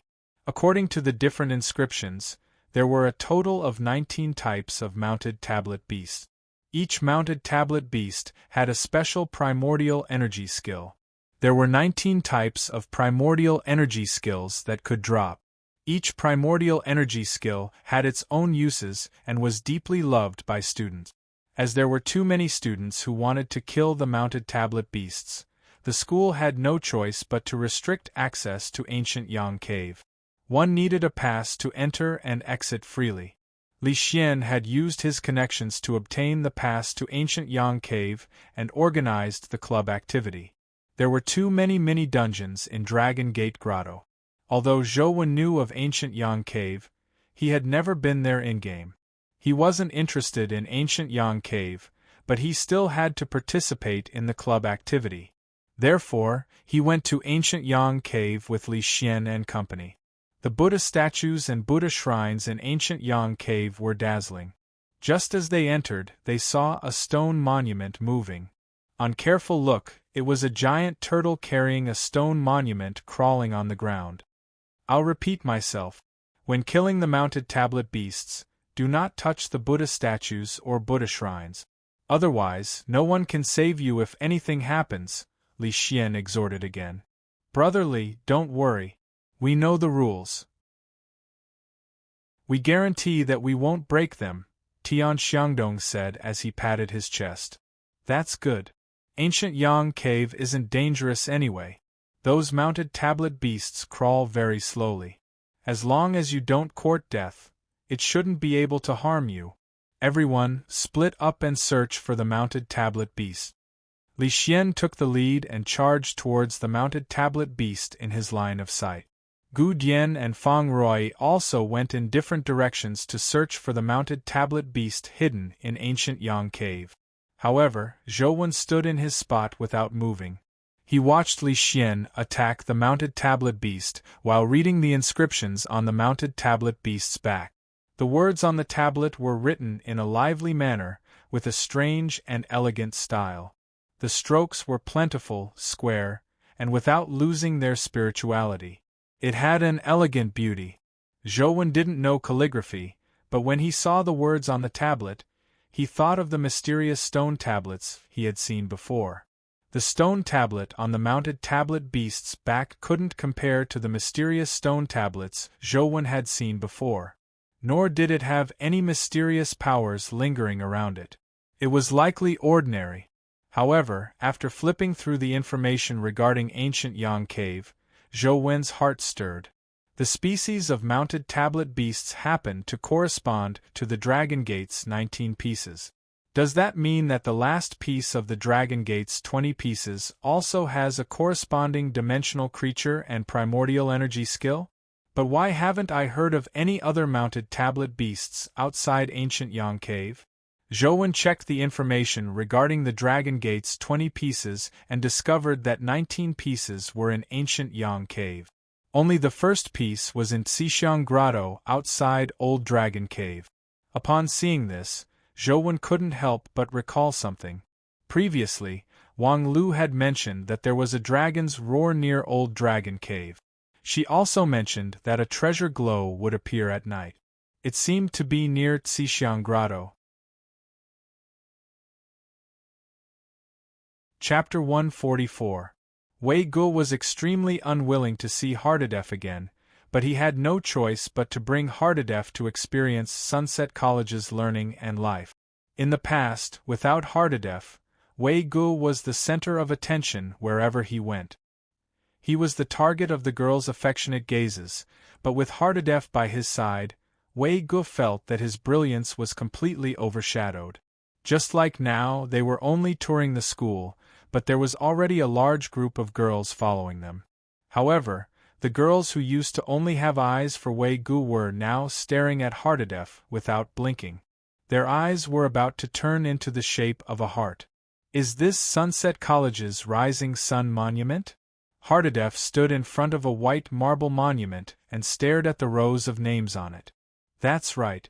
This is the Rising Sun Monument. Every year, the top 10 of the comprehensive test will leave their names on this monument to motivate future generations. If they make it onto the rankings multiple times, there will be a star-shaped mark behind their names.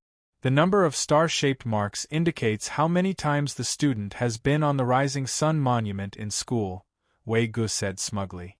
He had been on the rankings since he was in his second year. Including this year, he had already been on the rankings twice.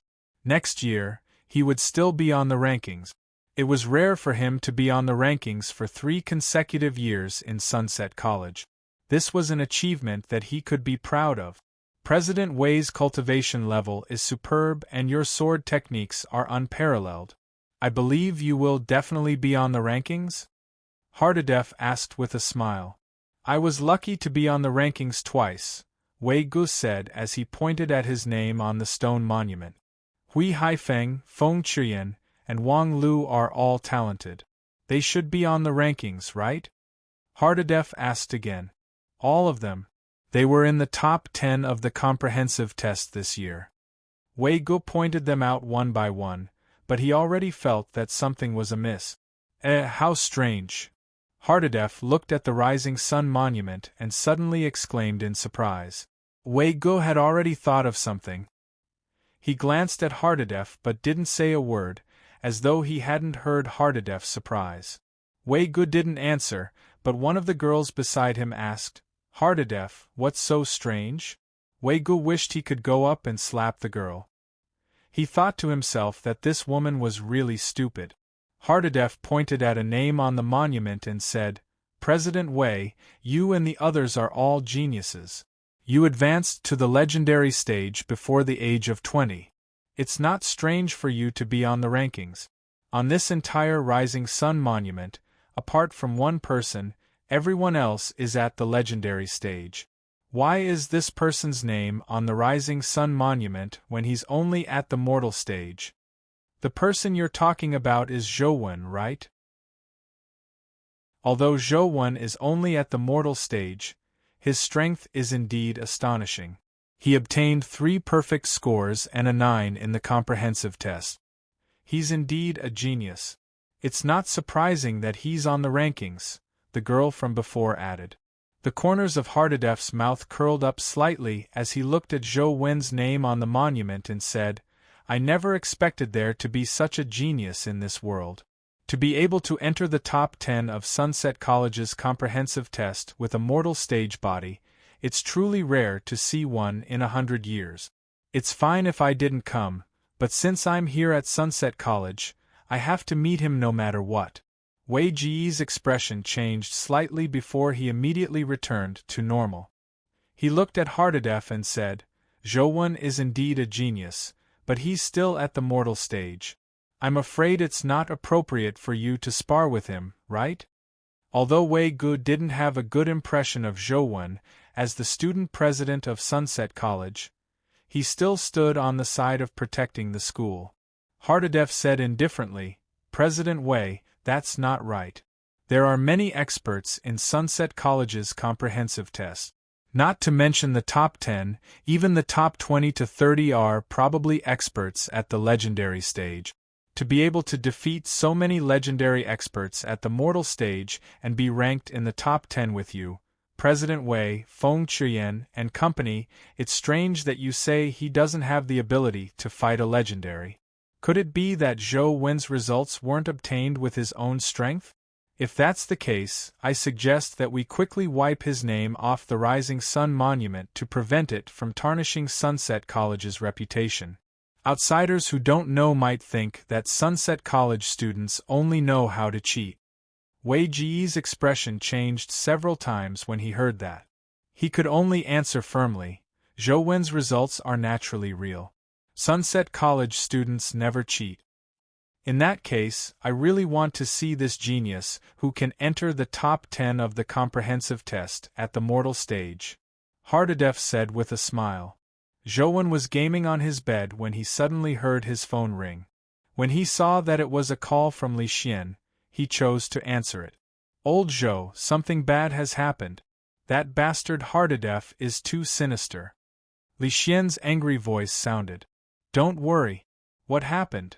Tell me slowly. Zhouwen wasn't flustered at all. That bastard is in front of the Rising Sun Monument. Li Xian recounted the situation and continued anxiously. This matter has blown out of proportion. The school is in a difficult spot. I'm afraid this matter won't be easy to handle. Got it. When Zhouwen heard the doorbell ring, he said to Li Xian, someone is pressing the doorbell. It might be Ms. Wang Fei. I'll talk to you later. What do you plan on doing? Li Xian asked again. What else can I do when someone's already stepping on my face? Zhouwen hung up after saying that. When he opened the door, it was indeed Wang Fei. Wang Fei looked at Zhouwen and sighed softly. Zhouwen. She had only said 2 words when Zhouwen interrupted her. Ms. Wang, I can fight. Take me there. Wang Fei was taken aback. Seeing Zhouwen's calm expression, as though he had already made up his mind, she still asked, Have you decided? Yes. Don't worry. Even if I can't win, I definitely won't embarrass the school, Zhouwen said. Just do your best. Wang Fei didn't believe that Zhouwen could defeat Hardadef. If possible, she would rather Zhouwen not fight.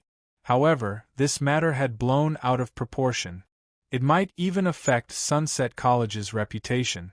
Regardless of whether he won or lost, Zhouwen needed to fight Hardadef. The school didn't dare hope that Zhouwen could defeat Hardadef. They only hoped that he wouldn't lose too miserably, allowing the school to have a chance to operate. Wang Fei herself didn't wish for Zhouwen to fight. She was afraid that the positive attitude Zhouwen had just established would crumble again. Hardadef's family background were better than Enjing's. His achievements weren't much worse than Enjing's, and he might even be stronger.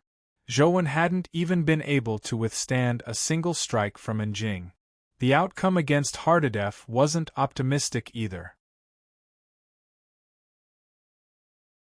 Chapter 145. Since you are doubting the standards of our Sunset College students, I'll fight you. In front of the Rising Sun Monument, a cold voice sounded. Everyone turned their heads and saw an expressionless Enjing walk in front of Hardadef. Hardadef smiled and said, Missen, I believe you have misunderstood. I'm not doubting Sunset College's teaching ability or the strength of its students. I have great respect for truly capable students like President Wei, Hui Haifeng, Feng Qiyan, Wang Lu, and you, Missen.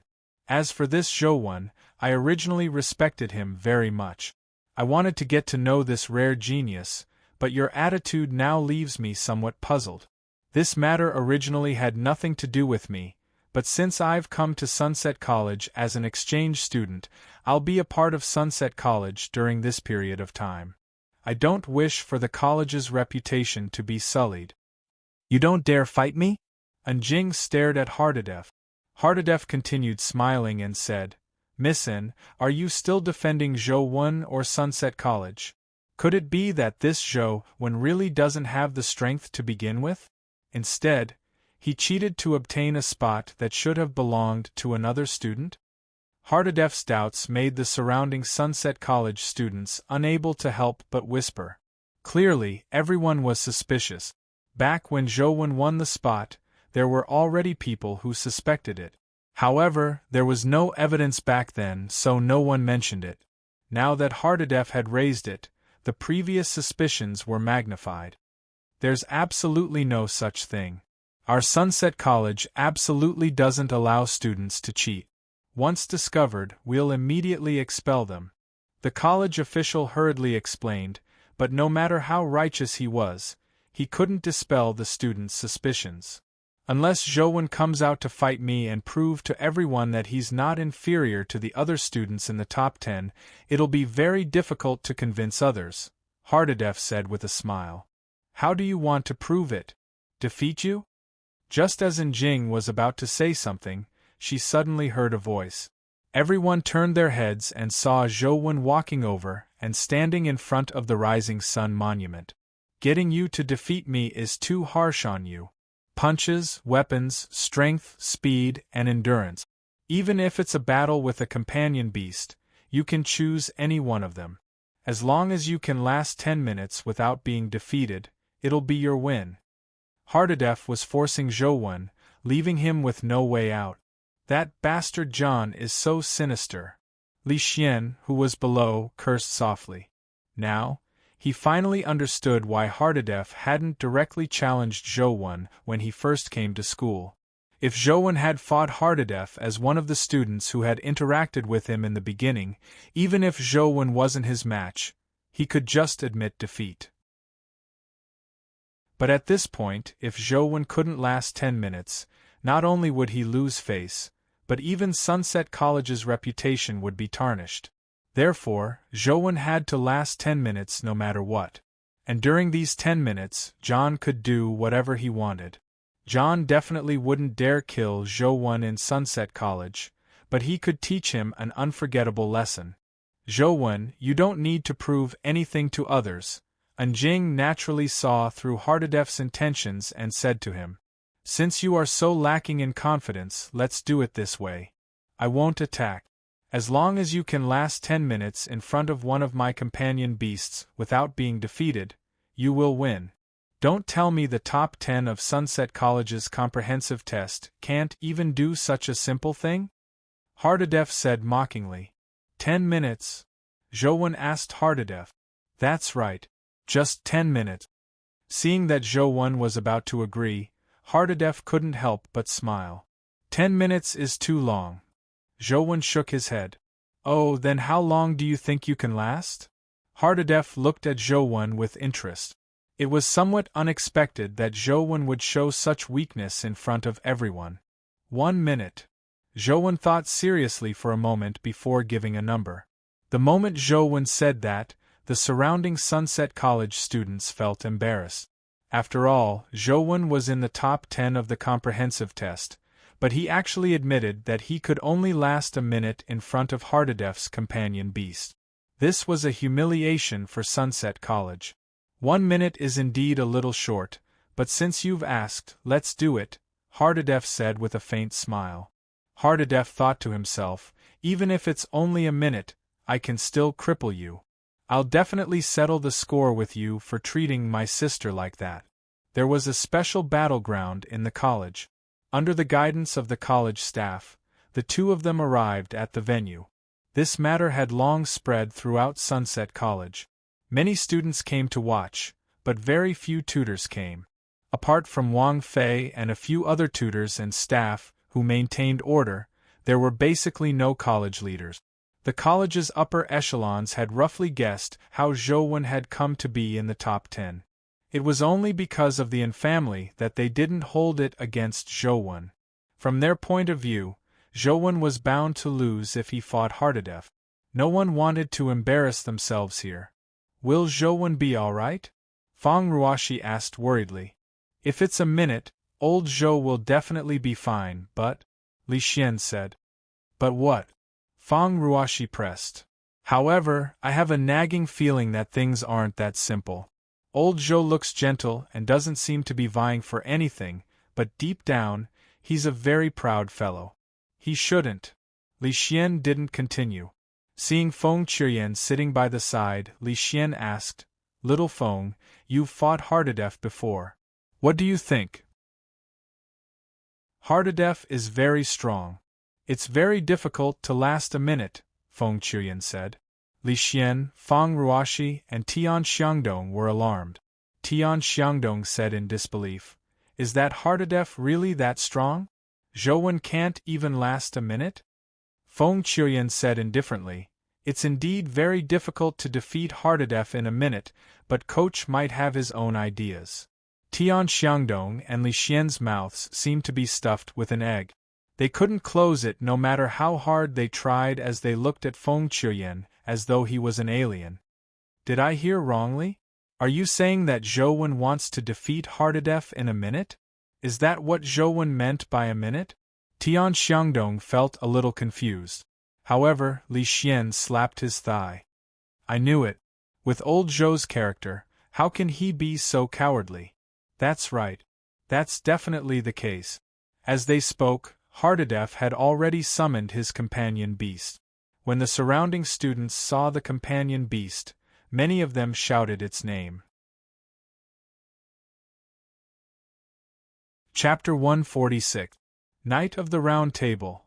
Li Xian exclaimed softly when he saw the companion beast John had summoned. Among the many dimensional zones in the West District, the Night King's Court was undoubtedly one of the most famous.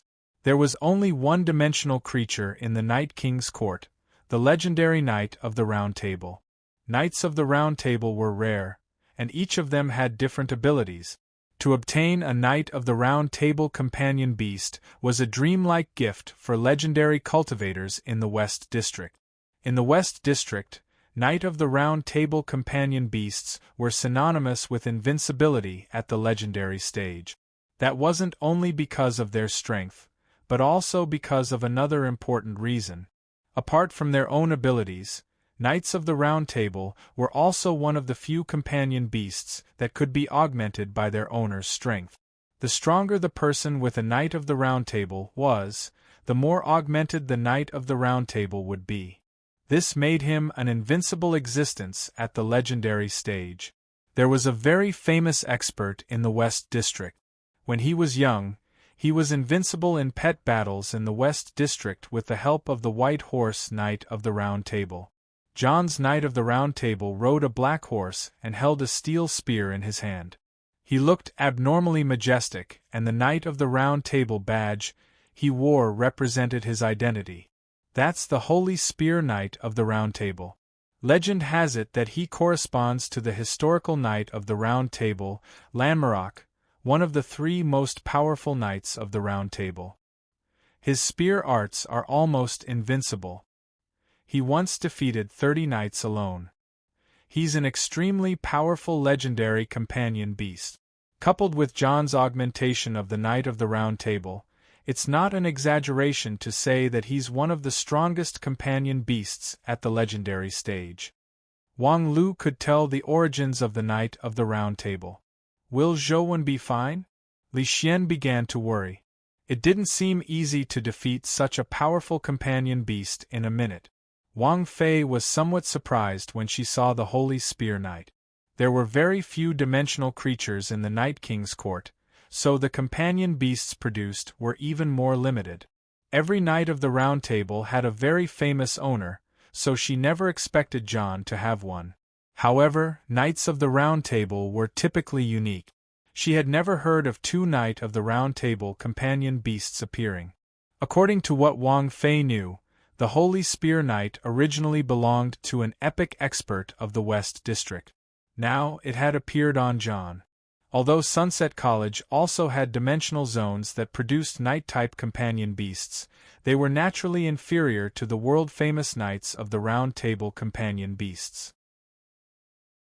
Hardadef looked at Zhou and said, "This is my companion beast, Holy Spear Knight. He only has one active primordial energy skill, Holy Spear Knight, but the strength of this spear is almost invincible at the same level. However, since you're one of the top 10 students of Sunset College, it shouldn't be difficult for you to last a minute under his gun, right? Are you ready?" Hardadef narrowed his eyes and asked Zhou.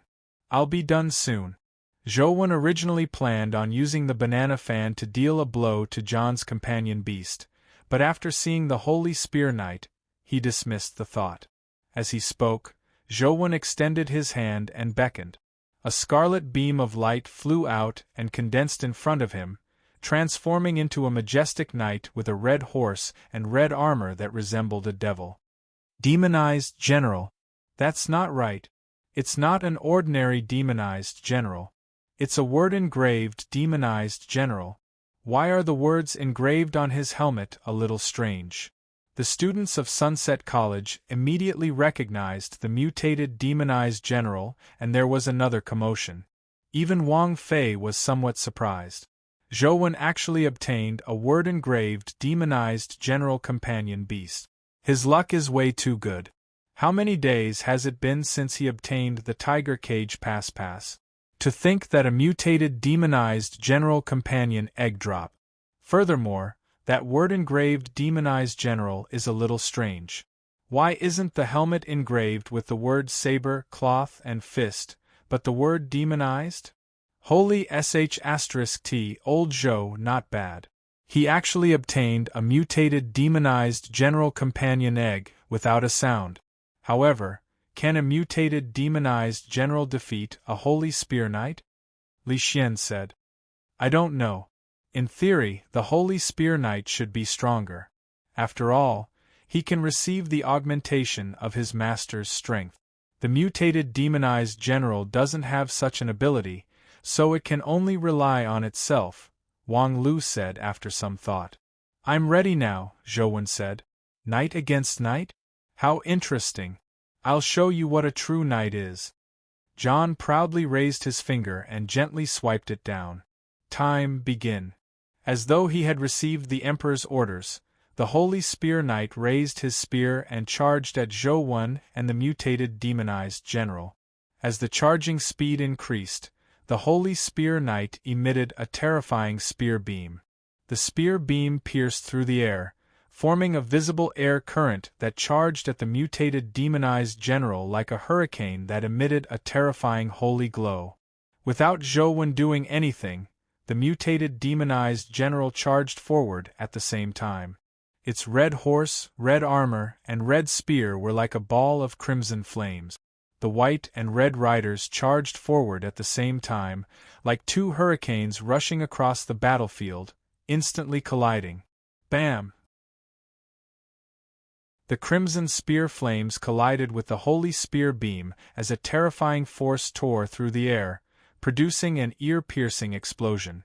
This strike resulted in a draw. John couldn't help but frown slightly, as though he couldn't accept this outcome. The Holy Spear Knight wasn't able to gain the upper hand despite being augmented by his strength. It left him somewhat surprised by the mutated demonized general's strength. The spectating students were also excited. The mutated demonized general was actually able to fight the famous Knights of the Round Table in the Federation. It made them yearn for it. They wished they could head to Tiger Cage Pass to drop a mutated demonized general companion egg. However, just as everyone thought that the strike was over, the mutated demonized general clenched its other hand into a fist and punched at the Holy Spear Knight. Bam! Under everyone's horrified gazes, the Holy Spear Knight's body was sent flying from his horse's back. He flew more than 10 meters before crashing to the ground. The knight's spear in his hand fell into the distance as the heavy armor on his chest cracked. His helmet rolled to the side. Before the Holy Spear Knight could stand up again, the devil-like mutated demonized general on the horse's back waved its palm again. A blood-like saber beam slashed through the air and beheaded the Holy Spear Knight. Everything happened in the blink of an eye. Everyone stared blankly at the scene. Even John himself didn't react. His Holy Spear Knight had been killed just like that. It was all in a single exchange. 1 minute. From the looks of it, it's still too long. Zhou Wen said expressionlessly as he looked at the Holy Spear Knight's corpse on the ground. Chapter 147. What's that? Am I seeing things? That mutated demonized general seems to have used both fist and saber primordial energy skills at the same time, right? Is there such a demonized general? A Sunset College student stared blankly. Haha, what Knight of the Round Table? He's far inferior to our demonized general. 10 minutes is indeed too long. 1 minute is too long. Zhou Wen was right. Haha. I knew it. How can anyone in our Sunset College cheat? Zhou Wen's results are definitely real. Just with this companion beast, he has the right to be in the top 10. Isn't Zhou Wen at the mortal stage? Can he use a legendary companion beast at the mortal stage? The students broke into a flurry of discussion. Wang Fei wore an odd expression as well. What's up with that demonized general? It has both fist and saber skills. Is this another mutation of the mutated demonized general? Old Zhou, not bad. The mutated demonized general is really powerful, Li Xian said with a chuckle. Hardadef converged his gaze as he stared at Zhou Wen and slowly said, Sunset College indeed lives up to its reputation. I underestimated you. I lost just now. You have the right to fight me. Do you dare to fight me seriously? TCH, I thought a saint from the West District was impressive, but it turns out he's just a sore loser, Li Xian said disdainfully with a twitch of his lips. Hardadef, you have already lost, Anjing said coldly. However, Hardadef remained unmoved as he continued staring at Zhou Wen. Are you afraid of accepting a real challenge? You have already lost. I have no interest in a loser, Zhou Wen said calmly before turning to leave. Hardadef's expression turned ugly as he clenched his fist. He stared intently at Zhou Wen's back and said, Do you dare to fight me with the Cape family's glory and the rebellious knight companion egg on the line? Those who had heard of the name Rebellious Knight were alarmed. Even Zhou Wen stopped in his tracks and turned to look at Hardadef. The Rebellious Knight you mentioned is the strongest knight of the Round Table? Zhou Wen asked. That's right. The Rebellious Knight corresponds to the strongest knight of the Round Table, Lancelot. If you can defeat me, you can obtain him. Hardadef took out a companion egg. The egg shone with a dazzling holy light. There were marks of a sword and a shield on its flawless shell. Zhou Wen stared at the companion egg and was truly tempted. Lancelot was known as the strongest knight of the Round Table, but it was also his existence that led to the division of the Knights of the Round Table and the end of King Arthur's legend. He was similar to Lu Bu, a fierce general in the history of the Eastern District. Both of them were killed by a woman, ending a great legend. Disregarding everything else, Lancelot was indeed the invincible knight of the Round Table of that era. If the disloyal knight was really Lancelot, then the disloyal knight should be stronger than the holy lancers that John used. Zhou Wen didn't have much doubts about the authenticity of the Rebellious Knight companion egg. The Cape family was one of the 6 hero families. If John dared to say that he was betting on the Cape family's glory, there was probably no need for him to use a fake legendary companion egg to ruin the Cape family's reputation. Since you used the disloyal knight as a wager, I can give you a chance. However, there needs to be a clear winner. You can't expect me to kill you here, right? Zhou Wen said very seriously. When others heard this, they felt that Zhou Wen was looking down on John. It was as though he was saying that John would definitely lose and that he would go back on his word if he lost. The corners of John's eyes twitched a few times, but he forcefully suppressed the anger in his heart. He had previously underestimated Zhou Wen, so he had paid the price. Now, he had to fight Zhou Wen again. He believed that with his strength, defeating Zhou Wen would be a piece of cake. A real battle wasn't as simple as relying on a powerful companion beast. John was confident that he could suppress Zhou Wen and his companion beast. Taking a deep breath, he tried his best to calm himself down and maintain his usual demeanor. John took out a pen and drew a circle on his chest. As long as you can touch this area, it's your win, John said as he pointed at the circle on his chest. All right. Zhou Wen nodded, but he had no intention of drawing a circle on his chest. It was as though he was saying that he wouldn't lose. When John saw Zhou Wen's actions, he was even more infuriated. However, this was exactly what he wanted. He had no intention of letting Zhou Wen lose so easily. Not only did he want to defeat Zhou Wen, but he also wanted him to pay the price for Liz's matter. When Wang Fei heard that Zhou Wen had agreed to fight John again, she couldn't help but frown. Zhou Wen had used a powerful companion beast to defeat John by surprise. He should have quit while he was ahead, but now, he had been tempted by a companion egg and agreed to fight John again. This was too irrational. Feng Qiuyan, what do you think Zhou Wen's chances of winning are? Li Xian asked Feng Qiuyan.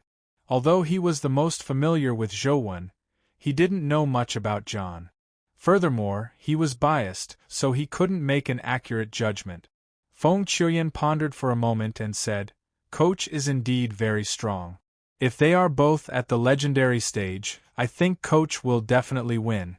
However, if Coach hasn't advanced to the legendary stage, it's hard to say. After all, there's a difference of one level.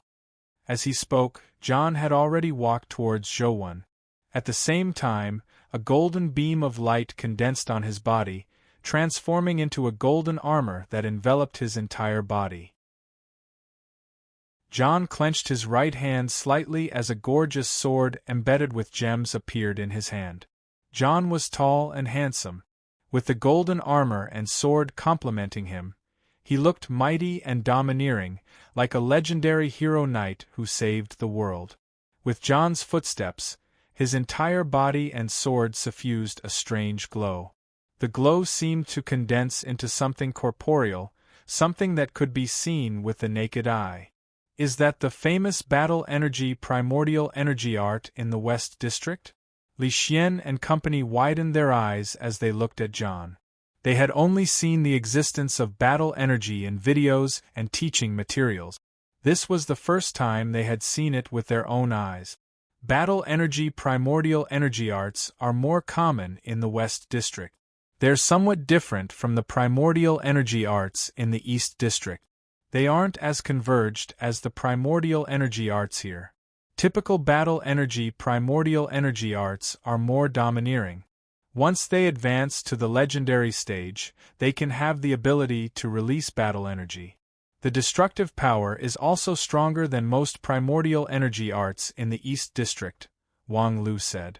At that moment, John, who was less than 10 meters away from Zhou, suddenly accelerated.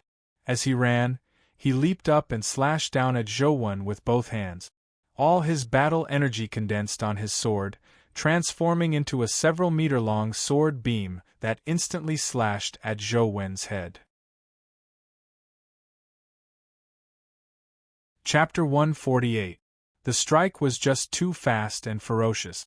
A sword beam that was several meters long was relatively rare among legendaries in the East District.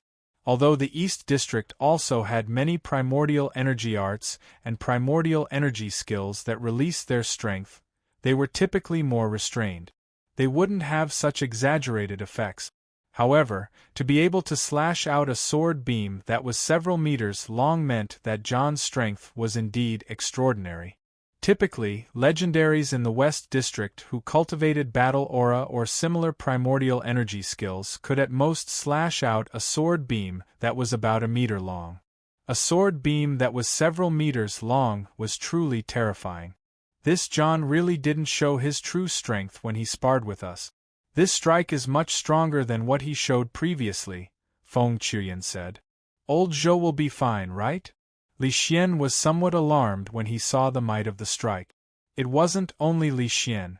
Many of the spectating students were worried for Zhou when they saw such an exaggerated strike. They were afraid that Zhou would be split into two. The two tutors in charge of watching the area were already prepared to save him at any time. Zhou watched the strike slash down without any intention of fighting it. With a casual wave of his hand, a golden beam of light flashed as a ferocious-looking golden warrior appeared in front of Zhou. The golden warrior's majestic body completely covered Zhou's figure. It raised its palm and used its palm to meet John's terrifying battle aura sword beam. Clang! An earth-shattering sound of metal clashing resounded as the golden aura shattered like glass in the palm of the three-eyed warrior.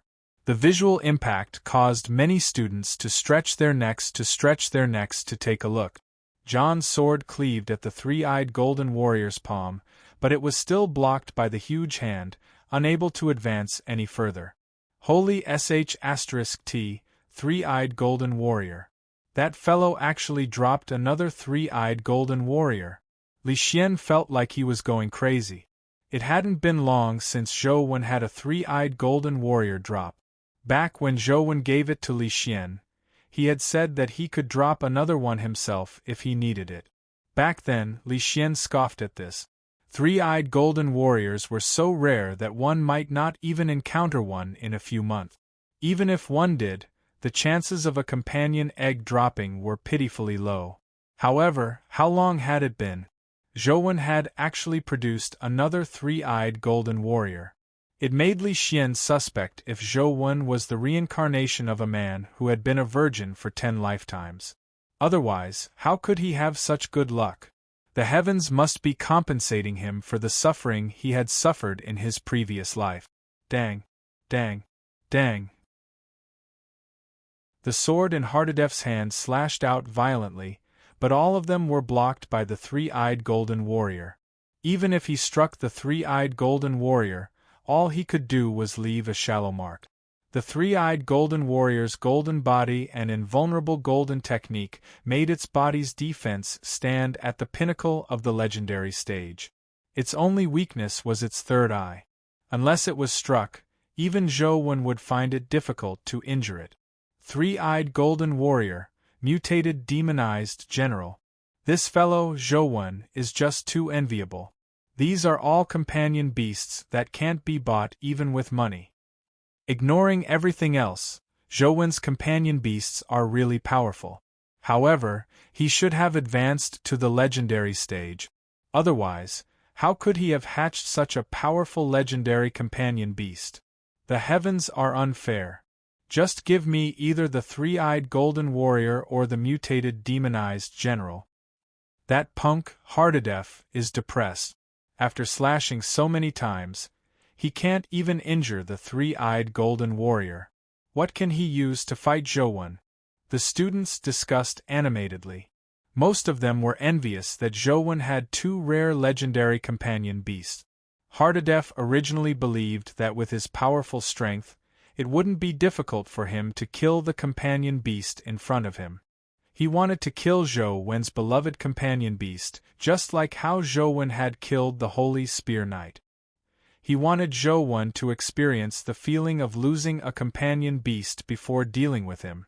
But soon, Hardadef's expression turned extremely ugly.